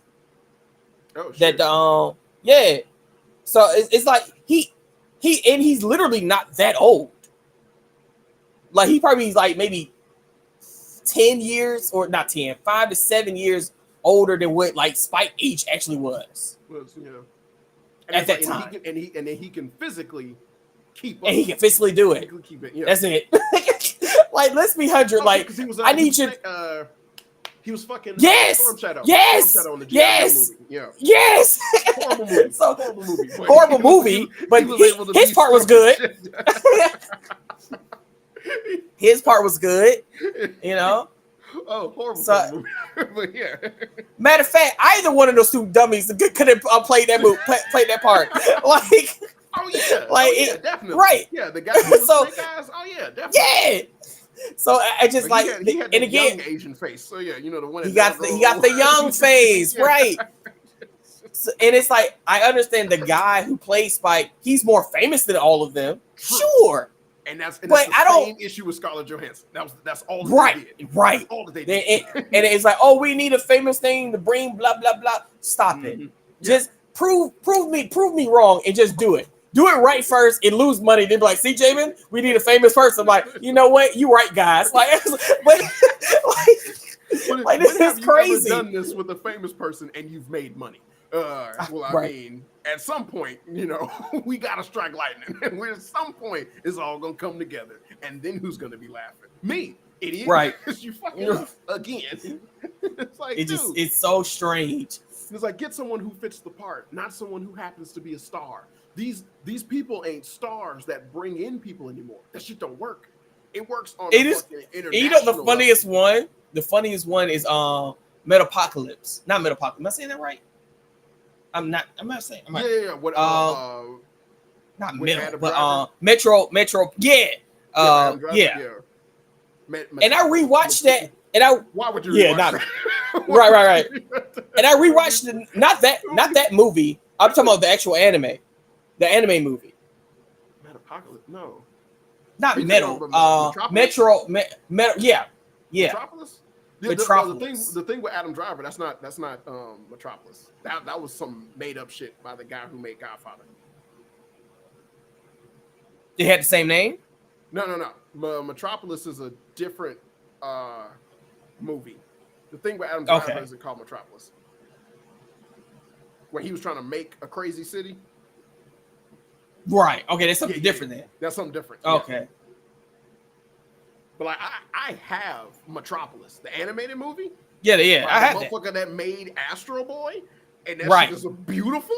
And it's like some Right. of the best animation I've seen in a long fucking time. And I love how when everything explodes, they play fucking Ray Charles. And I was like, nigga, that's how you bring the West to the East, and it matters. That's And how it's you like, do it. It's not a rap song. It wasn't a pop song. It was Ray fucking Charles. And it's like some Japanese person was making this movie, and it was like, what would hit hard? And it's like Ray fucking Charles. And I love that song. I have that song because of that damn movie. And it and it's like you don't even hear the explosion. Everything go quiet and it plays Ray Charles. I can't stop loving. And it's like, nigga, what? It's like, and it fits so hard for the movie because the girl was in love with the boy, but damn, this she trying to kill him now. Oh, it's like Right. I love it. It's like I love it. It's like again, it's like that's a manga that got created back in like the fucking 40s or 30s or something like that. And it's like just a one-off manga. And it's like nothing. Turned it into a movie. Gave it amazing animation. Fucking beautiful. But it's like it was done with respect. And it's like ain't no one touching something from Osamu Tezuka and you get to fuck it up. You don't get that. And it's like that never happens. Because it's like respect. And it's like, who's the reason we're here in the first place? The guy that made Astro Boy. Anything you touch with him has to come with respect. And it's like, but it's like that's the flip side of their culture coin. So it's like, all right, you gonna respect his shit. What the fuck what's up with One Punch Man? It's like what happened? It's like what? It's like, oh man. If anything, it's like the creator of One Punch Man is a Cinderella story. This is a guy who made a manga that couldn't draw, but the story was so good, a mangaka that could draw, that was famous. He was like, hey, you're right. And then he was like, I'm a draw. I got you. And it was like, it was so beautiful and stylized, they gave it an anime. And then the person who decided to direct that anime was like, man, this is so beautiful and stylized. I'm calling my boys so we can make this shit the shit it needs to be. And we just having fun while doing it. And then also did Mob Psycho. Right. And then that's where the bar stops. And it's like they just stop right there, dead stop. And it's like that. Like, is anything else gonna happen with the creation of One Punch Man going any further? And it's like, fuck no. It's like, dude, you could get the people who are working on Mob Psycho to do this. And they went, fuck no. What is happening? It's like, where did the respect go? Where was the love? And it's like, what is going on? They just went, nah, fuck it. Whatever. Fuck the because I just heard this recently, but the creator of Ghost in the Shell, he's making another series. He's making another series or a movie, but he's doing it in 2D again. And it's like, hey, respect. Do you see that? It's like it's so easy. It's like, what is happening? And a funny thing, I know for sure if he has something to do with it for real, especially because of today's technology, no one will know what the fuck's going on. Yeah, no, not at all. He's gonna confuse you niggas so bad. He's gonna have a 10-hour speech in the first 5 minutes, and he's gonna be talking about brain cells and genetic testing. Like, y'all are gonna be so fucking confused. Like his mangas were full chapters of reading because like y'all are gonna be so fucking confused. you're gonna be like, I don't know what's happening for real, because you're dumb. You're not gonna know what's going on. It's just like I'm genuinely confused because I don't understand it. No, you're dumb. You're an idiot. All right. Do you not understand the complexity of his genius? I really He's don't. like, no, I don't. I just don't. He had robots that aren't humanoid talk about life. It's like that's an actual conversation in the first season of Ghost in the Shell. Hey, what does it mean to live? Oh shit. These are the goofy robots. What is happening? It's like, what are you doing? And he had them sacrifice each other towards the end to stop a terrorist attack. And even if after all of that, the Major was going to reset them anyway because they were becoming AI. They were becoming sentient. So they were going to die regardless. It's like it's so many levels to understanding of like she respects them from existing, but she understands its consequence. And also, she's still a part of like the military industrialism. She's military cop, so Bato felt bad about them dying than anybody. It's like, and then you have the argument with her to where it's like, all right, are you considered AI? Because you're full robot. So what does that mean? And it's like, but I was transported into being a robot. And it's like, right. But what does that mean though? You know, so it's like it's a wonderful, complex, intricate storyline, and it's so funny because like with like that main character doing that stuff, like she doesn't fall into the weeds of that stuff. She was like, yeah, that's crazy. Yeah. And it'd be like, even like, whoa, so you haven't answered the question, and it's like, especially towards the first movie where she fused with that AI. And it's like, so are you still? Are like she like feel like me? It's like, what are you saying? It's like I'm in a little kid body now though. It's like, but we're good. We're good. We're good. And I appreciate that. And I appreciate I appreciate that movie. I appreciate this series because it talked about heavy stuff, but you didn't get stuck in it. You just like, hey, ponder about this. Also, you killing people, so you're the bad guy still. And you're like, we're still gonna have to kind of kill you for real. And it's like, oh, the government kind of turned on us because that's how government does. That's fine. We're like, that's fine. We're gonna disband and hide in secret and do some more cool shit. And the show, and it pisses me off because like even all the way until the remake stuff where they would get lost in the weeds with the 3D, when when she started that started the group. Yeah. The story itself, because there's one thing I do hate about Netflix shows in general, where usually a regular TV show, they'll handle whatever problem maybe 1 or 2 episodes at max. But with like Netflix show, they'll waste all 8 episodes doing one thing. And it's like, I fucking hate that. And it's like, y'all can't figure this shit out. Like I'm watching an hour of something and we're like, man, who murdered that person? I don't know. See you episode 3. I'm like, brother. I'm like, fuck. And we get to know more about the characters, and it's like, this is cool and all, but like I want to solve the problem so we can go to the next problem. The characters aren't why I'm here. It was like that should be the amuse bouche. I should be right. That's the whipped cream. Like, I just give me the pie. Yeah. What the fuck are we doing? I don't even know the flavor of the pie yet. You just keep. I don't even know whipped cream. I barely got to the crust, and they were like, "Oh no, here's a little crust." He was like, "Oh, he got another flashback." Okay, oh that was from the murderer. I'm so excited. And then it's like episode 2. Oh, the baby mama of his cousin end up dead. I don't give a fuck about her. Now we back in the whipped cream. You're like, God damn it! Episode 4. Let's see this perspective of the first episode from a whole different character. What the fuck does that matter? It's like, what does that matter? What does this do? This better be a good payoff. It's not. It'll never will be. It never will. And it's funny because on a good show it is, but that's still not good enough. You know, right. It's like It's like I yes, thank you for helping. We killed that murder. You did one murder in 8 episodes. So I don't even care. I don't. You can keep it. I don't want it. I don't want like, I this. You know can for a keep fact it. if I cut out the fluff, this probably would have been 3 episodes at max. And that's sad.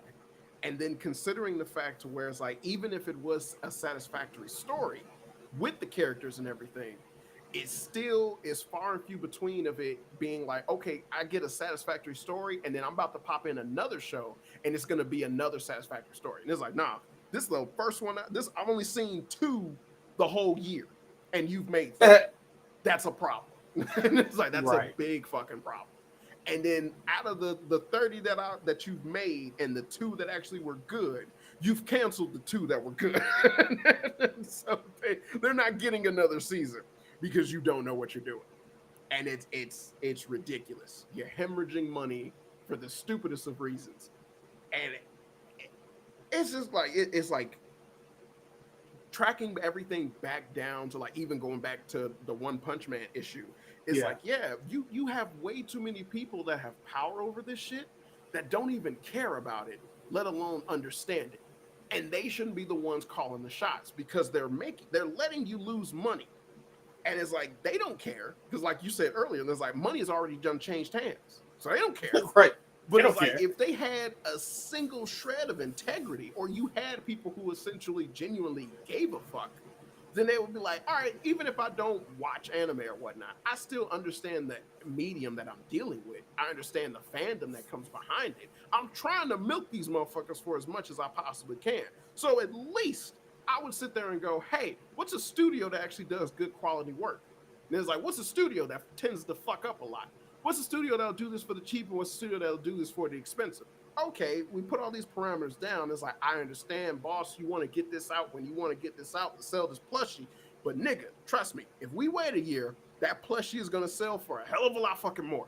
And it's like, if we get someone who can do this right, but you're not understanding that. It's like, you're not getting that. And that's why it's my job to explain that to you. Send me my cent. It's like, but you just don't fucking get it. And it's like everything is a business, but everything can't be a business.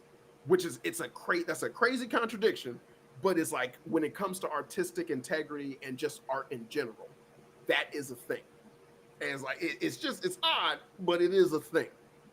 Whereas like, hey, respect and just actually having some patience and letting this shit work out. And it's like, considering the medium you're using, it will work. And it's like, hey, I don't want to just make like when people do the live action shit, I don't want to just copy the manga. Guess what, bitch? You're dealing with the medium that is a part of a situation where they literally just want you to copy the manga. That's it. It's like the people who watch the anime just want the manga copy. So if you're doing a live action, just copy adaptation.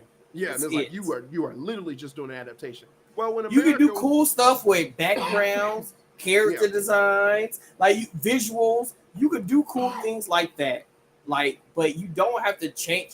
Like, it's very rare. Only time you could do an adaptation, you could change stuff if the story in itself was simple. Like Speed Racer. What the fuck he do? He drove. When he was looking for his dead older brother.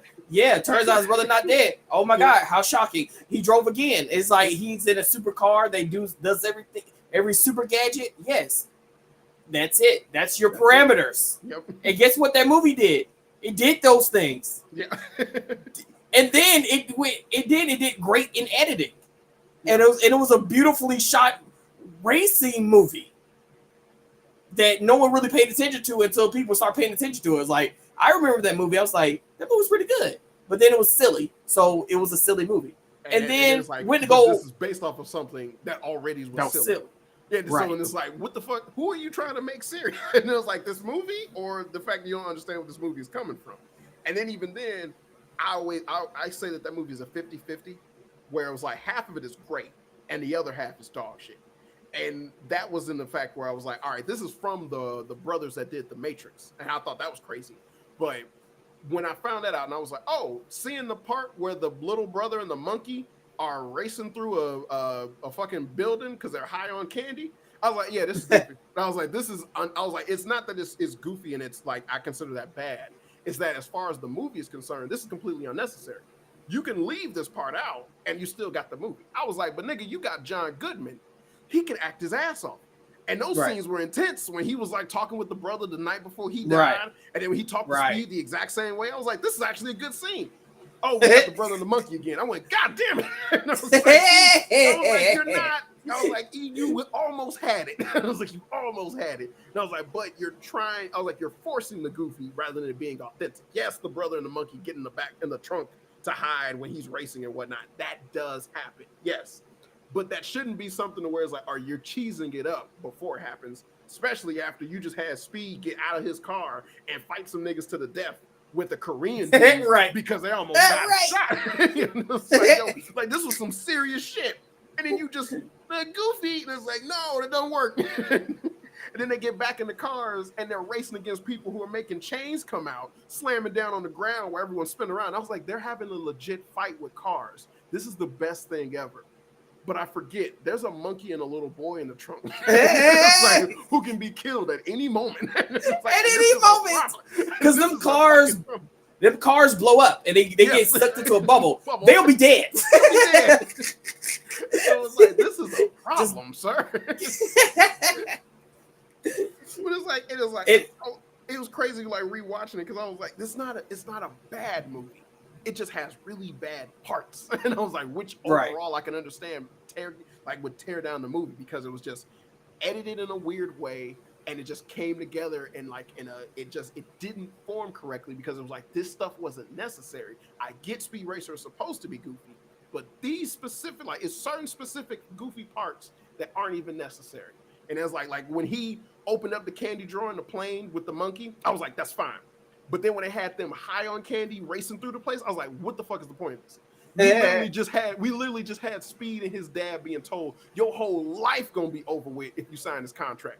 Then he met his hero who told him, yeah, I actually cheated in that one race that you and your dad like, but you know, that's just the business. And it's like, Nick, this ain't even about racing no more. They made this legit about the complexity of racing in the industry and how they choose who the fucking leader is. I was like, nigga, this movie is a cut above the rest. Fuck Fast and Furious. I was like, this movie was great. Then it was like, well, you think you want to get into the grand race? Oh, not without our help. And we gonna destroy your father's company. You better sign that document. And it's like, you know what? Fuck you. It's like, oh my goodness. This is great. It's like, this is a good ass movie. Why am I seeing the brother and the monkey? It'd be just that jarring. And it was like, oh my God.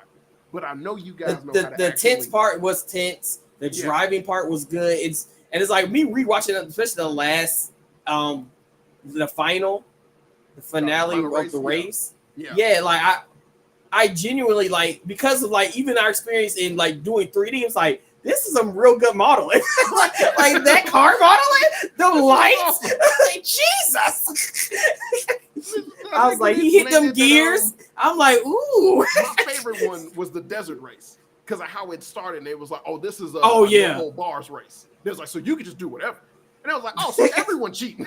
So the one dude had the fucking giant hammer, like the giant spike balls coming out, and it was in the back of his car.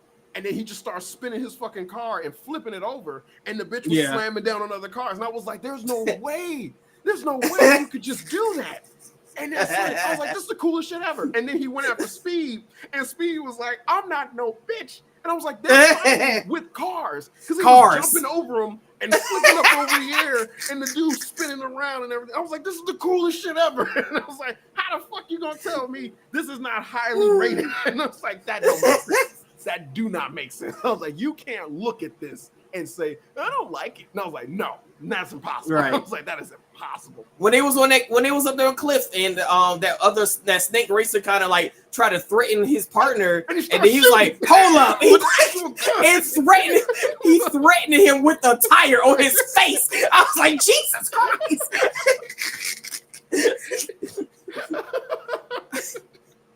It's like, I remember that movie and I was like, this is not a bad movie. I was like, this is not a bad movie. It just has bad parts. I was like, this is not a bad movie.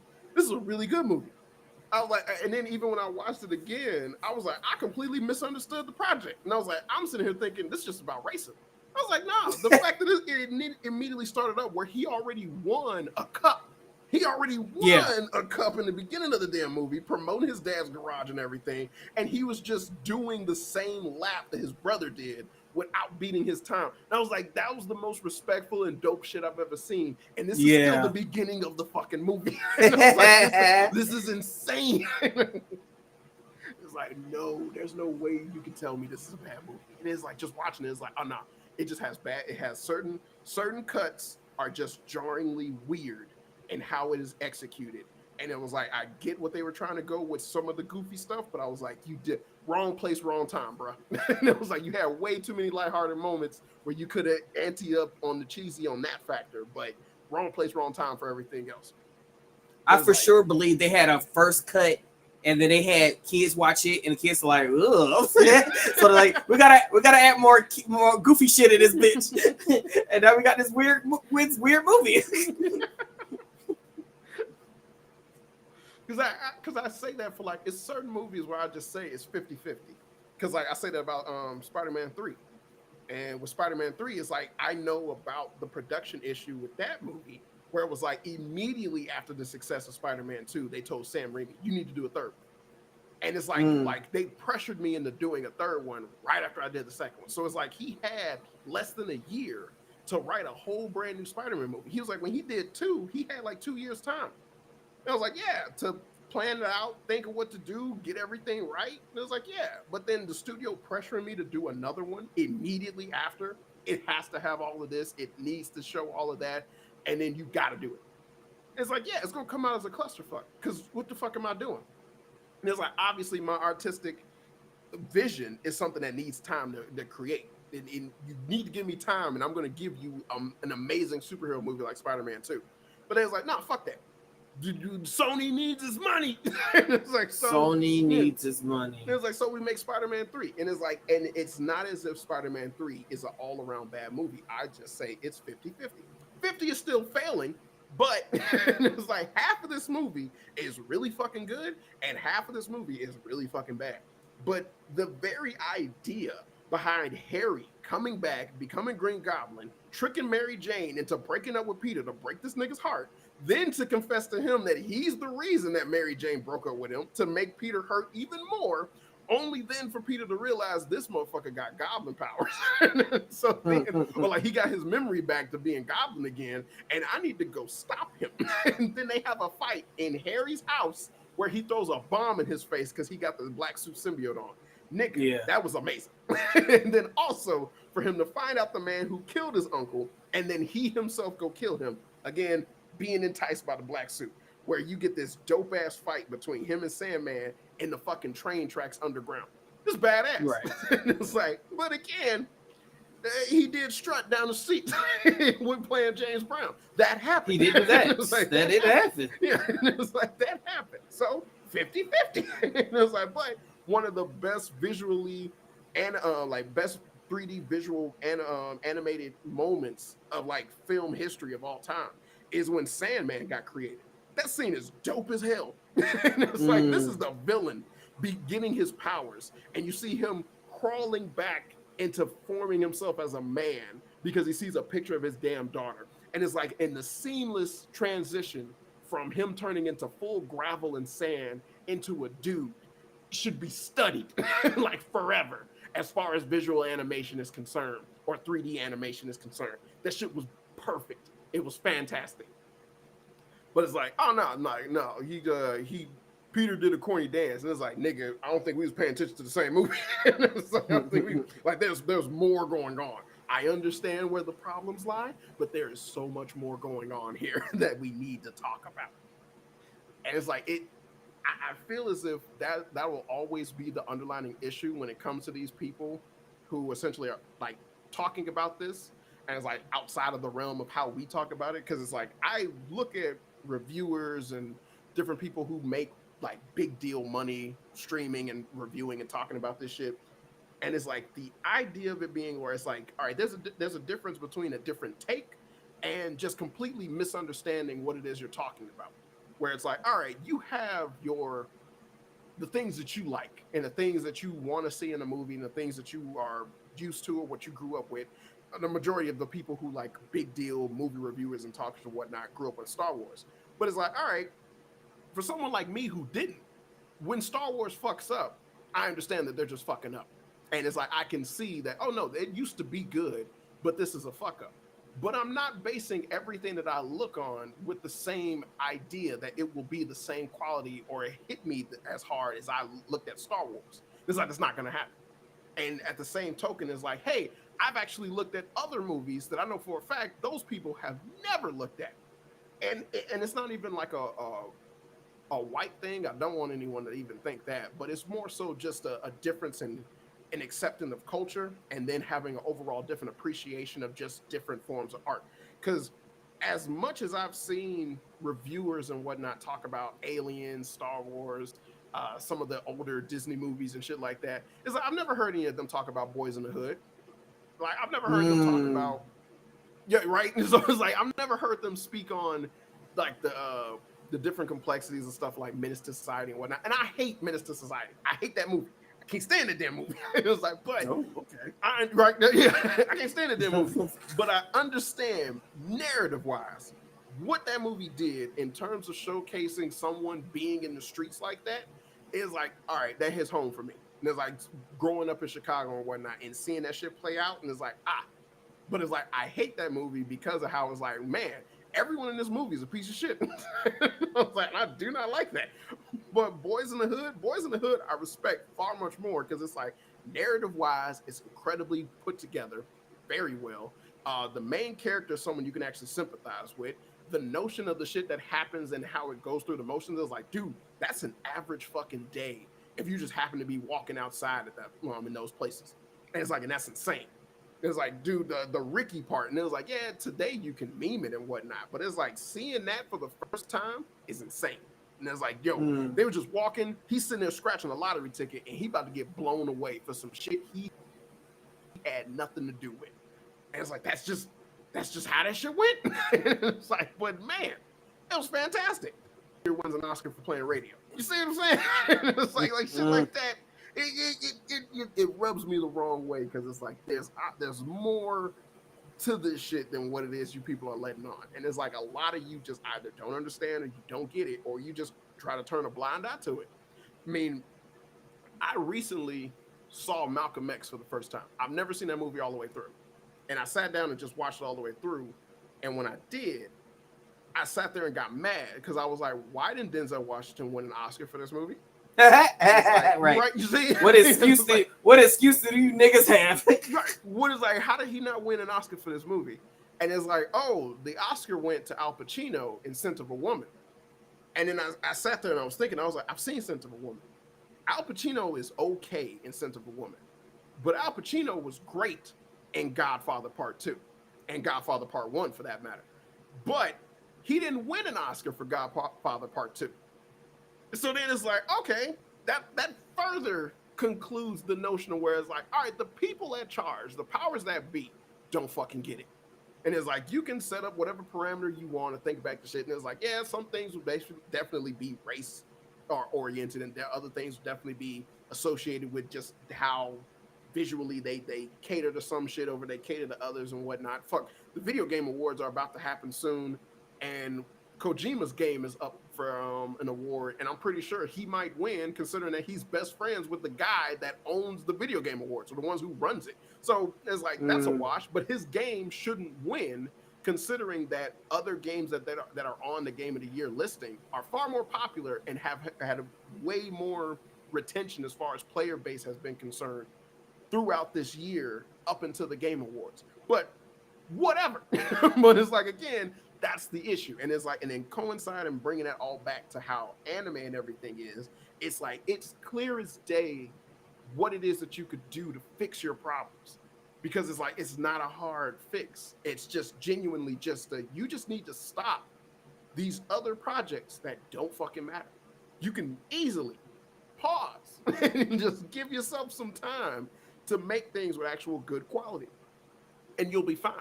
Because the industry is so crazy, because it's like the industry is at a level where you can have all these people do independent projects, invest money into it. You're going to get a profit back because because you don't do anything. You making them do all the work, all the hard work, and they'll care about it more. Yeah. What you don't need to, and I feel like that's the big issue. Is like you don't need to own everything. And when you get into a space where like everybody's trying to get a big IP, everybody's trying to do all this stuff, and you trying to own everything, but you're gonna be outsourcing this to somewhere else. So I don't even know why you bought this in the fucking first place. Right. But you gonna be all you're gonna be doing is trying to get merchandise from this stuff, trying to make t-shirt money and I understand that because you're a corporation, you're trying to make money. I get it. Mm-hmm. I get it.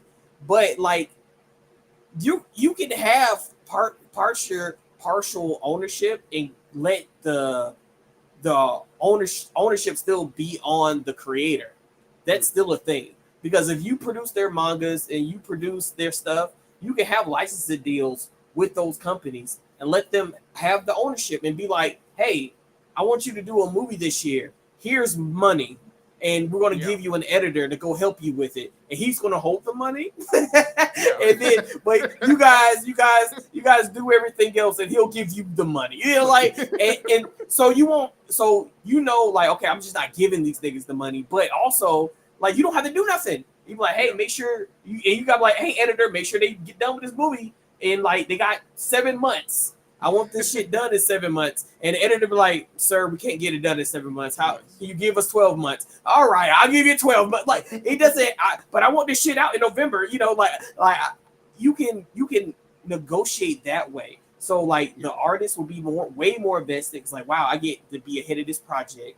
I have to pick animators. I'm gonna have help, because I'm just the illustrator. So like I'm going to have, I'm a storyteller too, but I'm just the illustrator. So like they want to give you help, but like it'll be less work on a studio who's just going to outsource it to another nigga who's booked.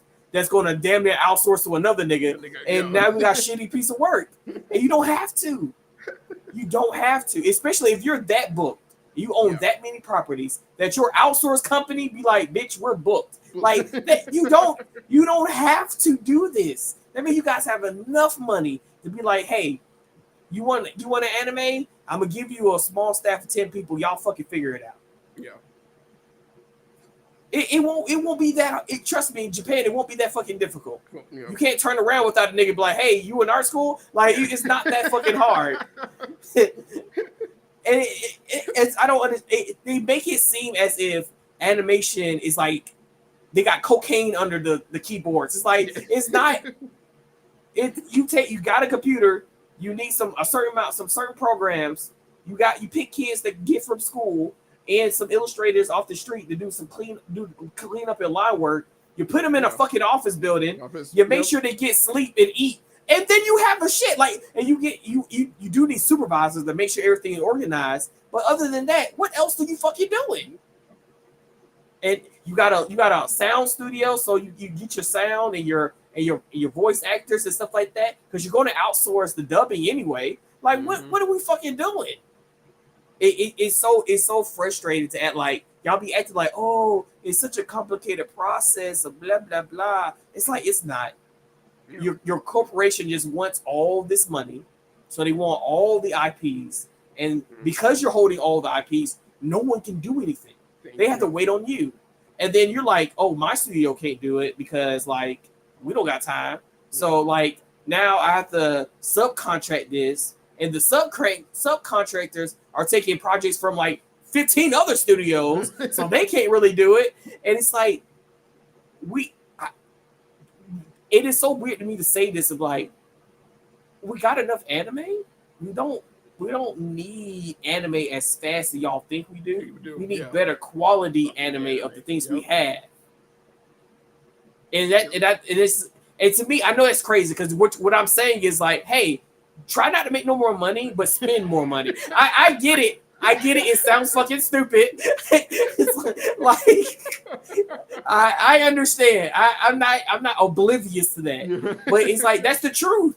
Yeah. Like if you put more money into it, I will be invested as an artist, as a listener, as a watcher, to be like, wow, this character is pretty cool. Oh, I might not like this. If you a good story animation is so good, even if it's not in the genre that I like, I will watch it. That's True. where you need to True. be.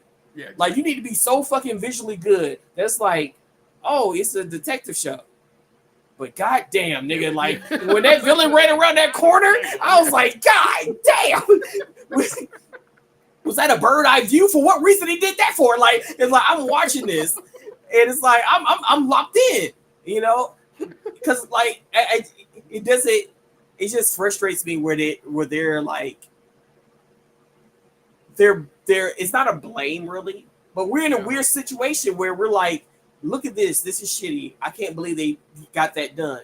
Somebody might get fired for that, but it's not their fault.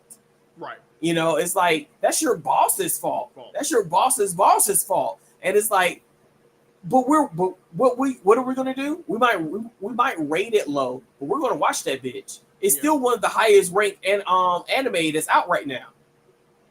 Still. Yeah. So it's like, but I would say this: I ain't paying for shit though. I'm watching it.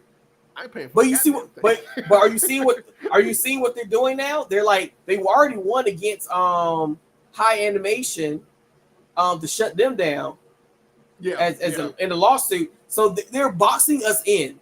So not only are we not going to be able to. We're not gonna be able to watch stuff like because like Claymore is not even on anything anymore. So only way I can watch Claymore is illegal. So but if you block all the illegal sites, I can't even watch that. So now you're forcing me to fucking pay for something that I don't agree with how y'all doing this animation studio in this animation country of y'all's, but I have no say so in. I can only give it a bad rating. And what is that? My keyboard warrior ass. What am I supposed to do? but therein lies another issue because the more they get rid of the illegal sites, the more they lose more fan base, which in turn has them lose even more money because the majority of their sales actually comes from people buying the Blu-ray and DVDs and shit like that because they enjoyed the anime. But those people buy it because they're able to watch it online. Go, this is some good shit. I want the Blu-ray, where I get the uncensored version, or I get to see the blood and whatnot that they didn't filter out because Japan and their weirdness. Because why the fuck would you make an anime that your channel can't play? It's like, you fucking moron. But it's like they keep doing that. So it was like, yeah, but that's a huge revenue stream for them. But it's like you're trying to get rid of the pirating thing. But it's like the pirating thing for you is actually a positive. But you don't understand that because someone in a business suit told you, we losing money. But it's like that, I believe, is just like with essentially their issue in dealing with all of this bullshit with their animation practices and whatnot, is because they're so fixated on keeping that culture.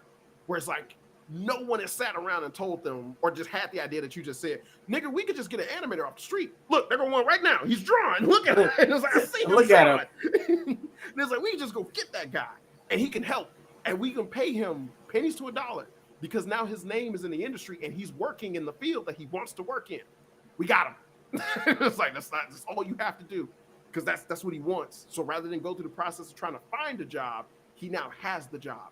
Then he just has to work in the job as best as he could to show his skills so he can get a job somewhere else. I just need his ass to draw this shit right now. And for the longest time, they had the ability to go international.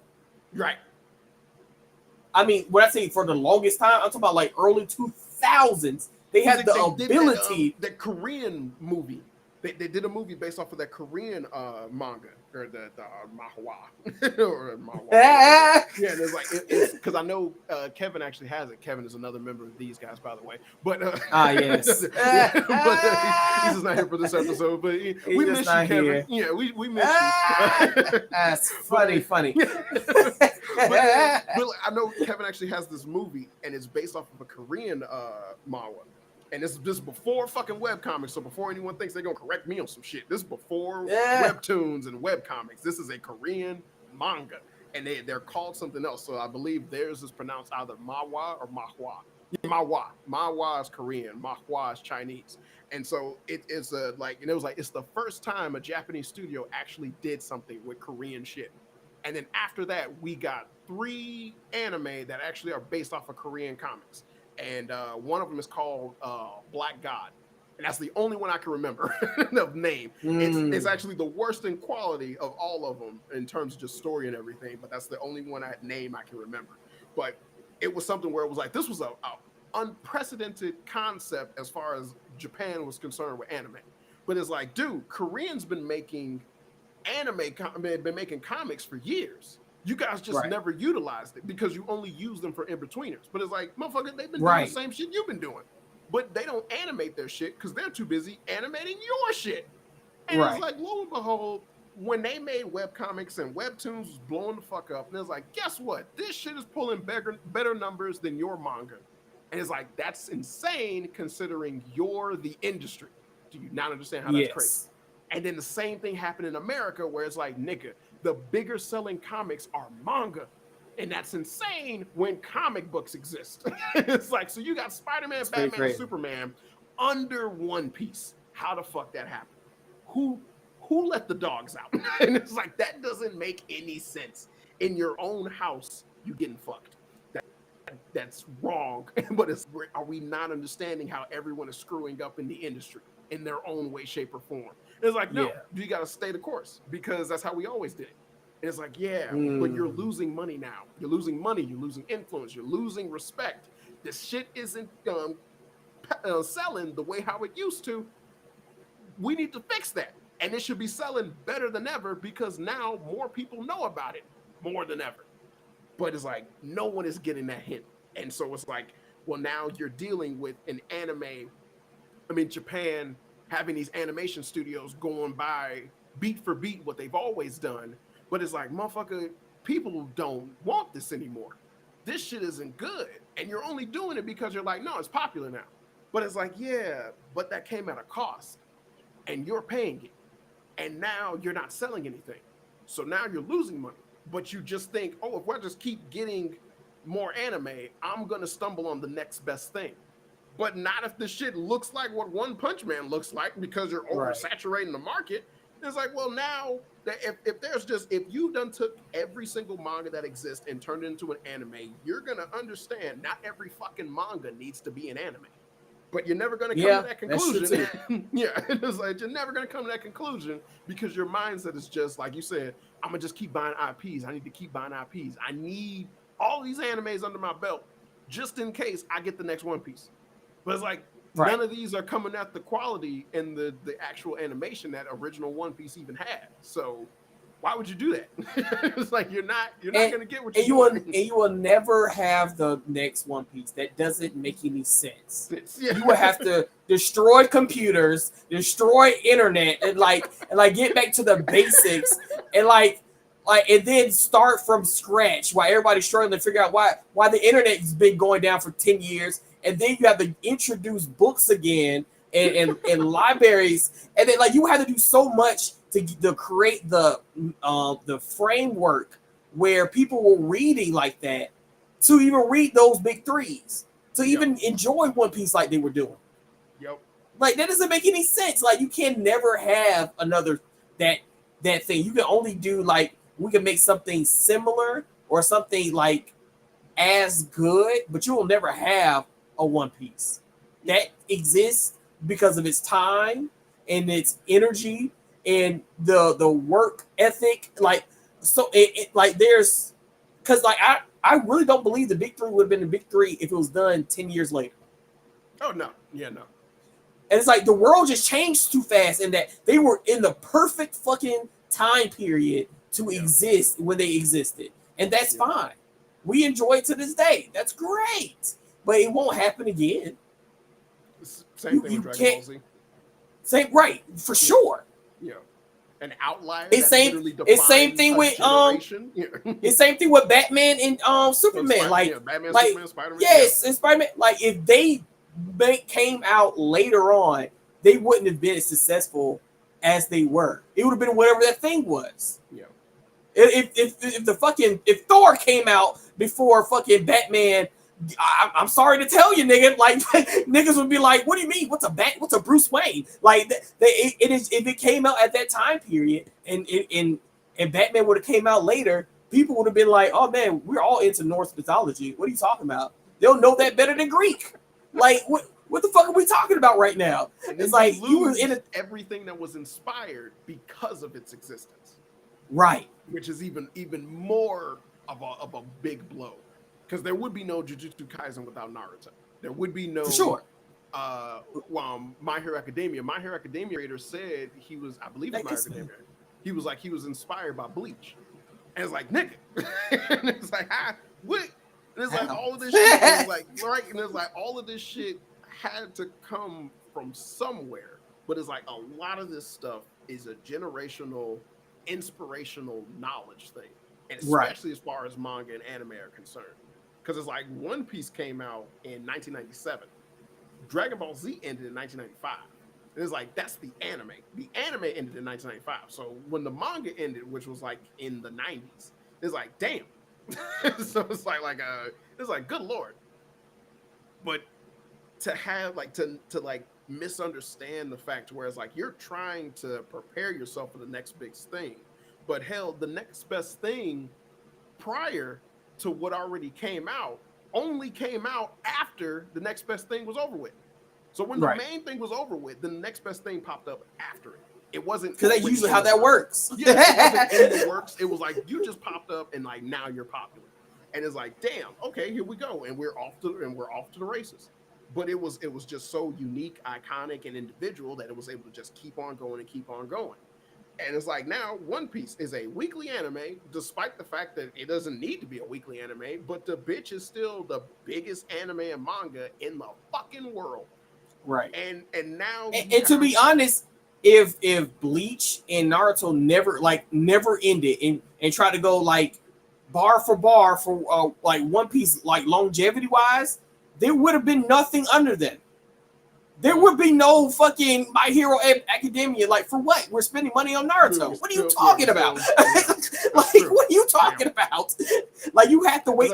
Like you said, these big things do have to end for the next big thing. You can't have the big thing with the big thing. That doesn't make any fucking sense. There's like, why not look at Jujutsu Kaisen when if Naruto had Jujutsu Kaisen's animation, there's like, why am I looking at Jujutsu Kaisen? I'm seeing Naruto in them. Right? Yeah, it's like I'm seeing Hokage Naruto pulling this shit off. And it's like, are you kidding me? Right. And it's like, if you sit there and go, well, what about Boruto? And it's like, that's a different thing. It literally is a different thing. You don't sit there and say, and again, it's Dragon Ball Z. And you wouldn't have Boruto if Naruto still existed. Yeah.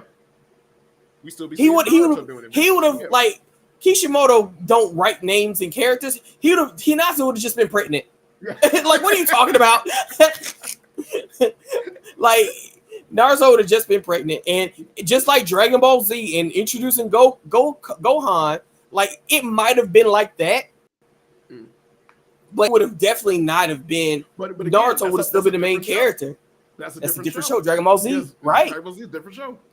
That's a different show.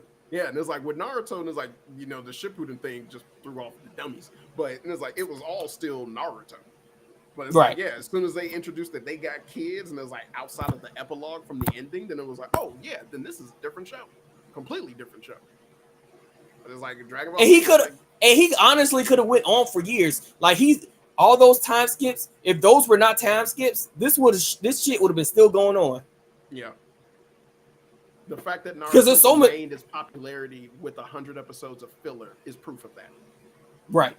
It's like 100 episodes worth of filler, and you're still top dog in anime alongside of the other big three. Like, nigga, these stories mean nothing. Like, these are literally pointless stories that kids are actively watching every fucking week just so they can get some more Naruto.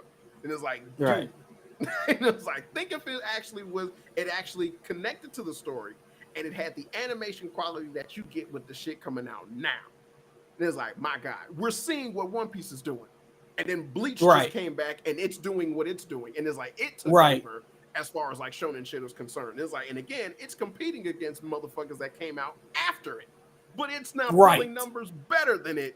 It's like, it's fucked up. But it's like, it's a fact. And it's like, hell, Dragon Ball Z, Dragon Ball Super shit come out.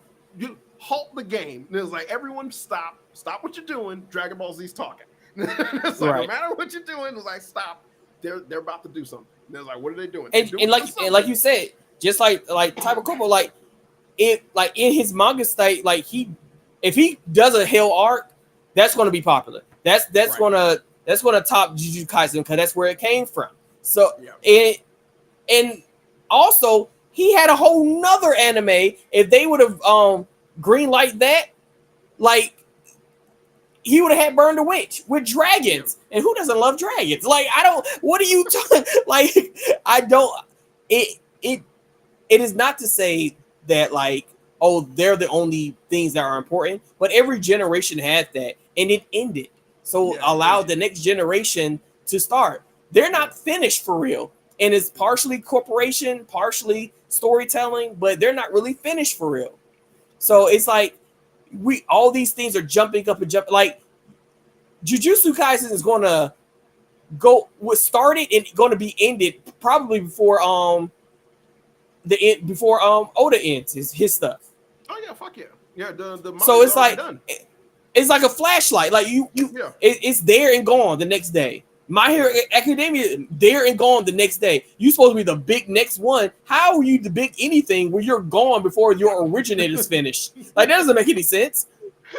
Like that manga's already finished. Jujutsu Kaisen, Demon Slayer, and My Hero Academia. Fucking Chainsaw Man is about to end. And right. And again, all of you started after One Piece. One Piece is still the biggest anime in the world. Even Attack on Titan. Like, and you saw how big that was, but it's over with. It's like this.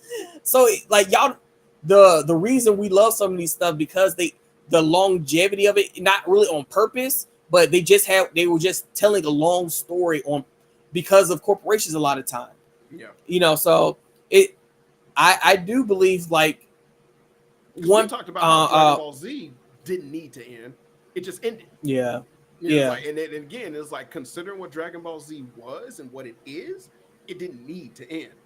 No. Yeah, and it's like he was trying to get the fuck up out of there for a minute. Like how many times he's gonna kill Goku? Like he was really trying to get the hell out of here. So I think One Punch Man has a problem that's not his fault. It is the corporations to be like they want profit. Like you said, they don't want to wait. They want the shit out now. They don't put time and effort into anything. You knew about it 3 years ahead of time, but you only did 6 months of work. Like it shows. And people love this show, but it is supposed to be funny. Like people keep forgetting about that. Like this is supposed to be fucking funny. And like like it's a whole bunch of like y'all are taking it way too serious, but the point of it is like there's nothing for an animator to do if they don't have time. They're not magic.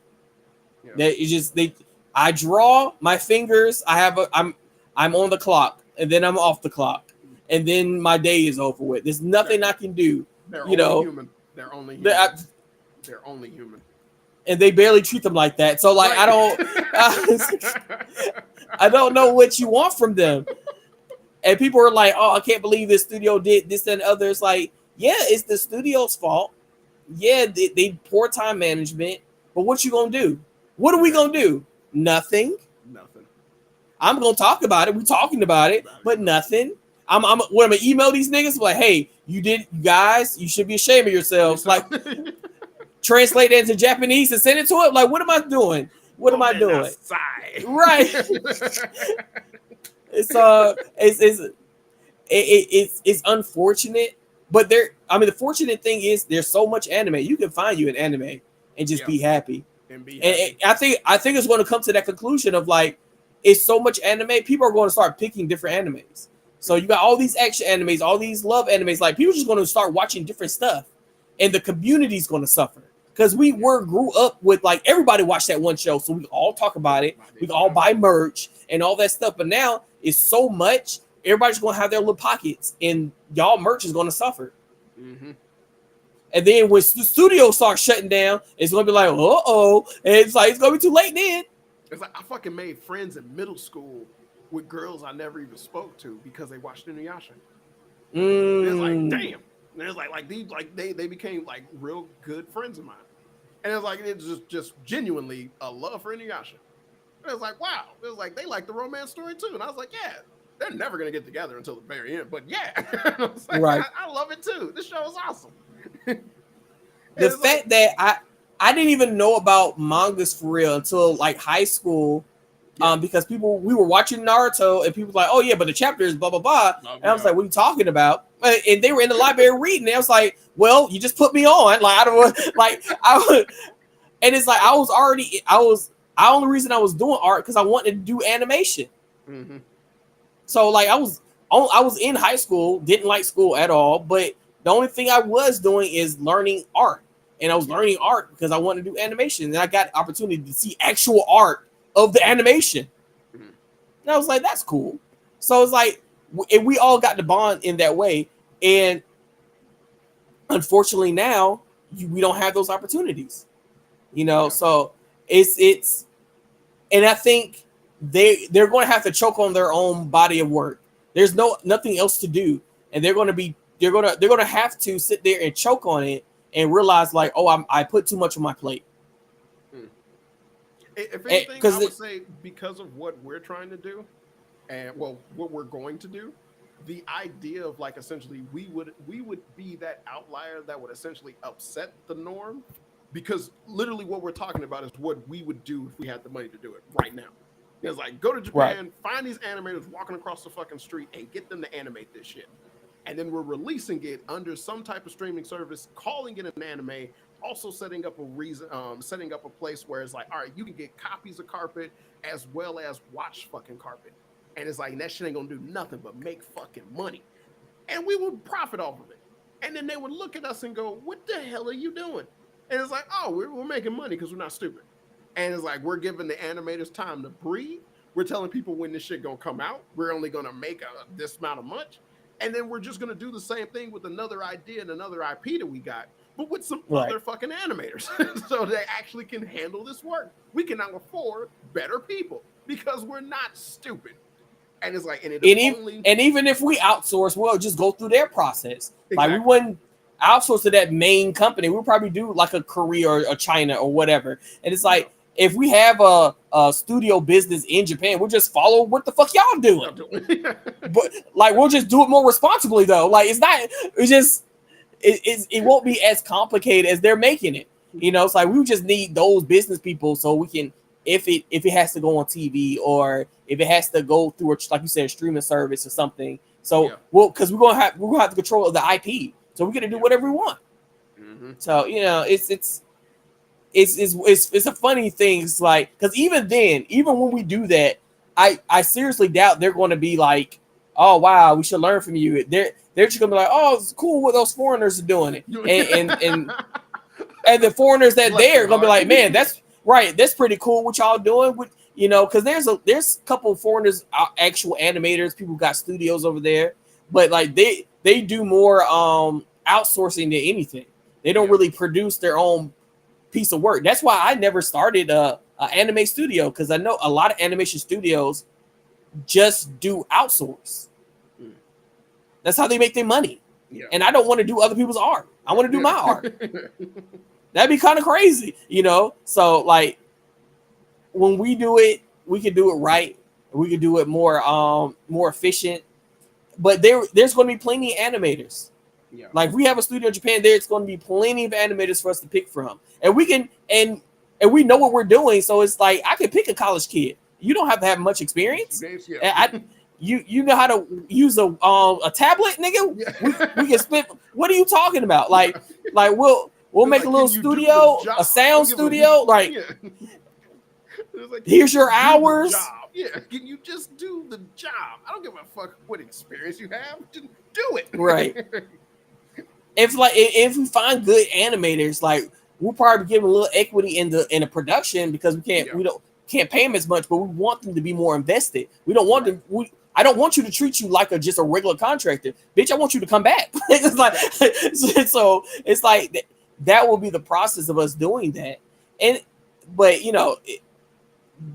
I just truly believe when you get so high up, like, if I can only imagine if we had like 200 stories. I'm not reading all fucking 200 of those stories. And they might be good. And they might be good. I might have an assistant and they'd be like, man, that one called The Green Eye, oh, it's amazing. I'm like, yeah, I believe you. You know, it's like, I'm not, you know, I probably will have a family by then. I'm not going to do that. Like, I'm probably main focus on the top 5, see how they're doing, making sure we're not wasting too much money. And then like making sure we're not falling into that same trap. Right. But you know, I can only imagine them having not only animation responsibilities, but doing manga responsibilities and having people inquiring about you every day about like, oh, I have a new series, it's amazing. I have a new series, that's amazing. You will, and you're always trying to make a profit. And that'd be the big thing. Like corporations that every year they'd be like, okay, how can we make more money next year? That's always the problem. Yeah. Like, you don't have to be like that. No one's forcing you to be like that. Like, make your money, make your budget, know how much your building costs, know how much your people cost, how much your budget goes up every year, and then adjust to that. But you be trying to make money on top of money every year. And they're not even bad as America. Just like, you know, you can't have all the money, right? Right. You can never have all of it. Monopoly isn't real. The little board game ain't real. They don't quit. No one's quitting. You can't have all of it. You just got to keep going. But they just want to keep going, keep taking stuff. We keep going. We're fine. We're good. Like, everybody ate today, right? Yeah, we're good. We're good. Yeah, right. We're good. We're good. Yeah, just sleep under your chair and wake up in 3 hours. I'm like, Jesus. So, like, but yeah, packaging boxes. Like, like, we're fine. We're fine. Quit tripping. But yeah, this has been a good one. My name is Jamin. I am Daniel. And anything else you got to say, Daniel? No, just I guess well, yeah, by the time this is out, check out the links in the description for all of our stuff. Check out our book Carpet, and we will definitely be working on more stuff with that and more things to look forward to within that coming in the future. Yes. Hopefully the next time there will be the 3 of us. But by all means, if you have any ideas of topics you want us to cover, or things you would like for us to talk about, leave them in the description. Leave them in the comments. That would be much appreciated and a fun thing for us to do.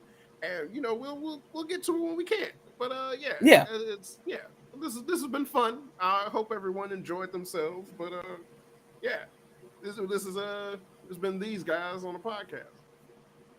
Or all right, have a podcast, something. We're gonna figure it out. We're gonna figure it out. We're gonna figure it out. But all right, man.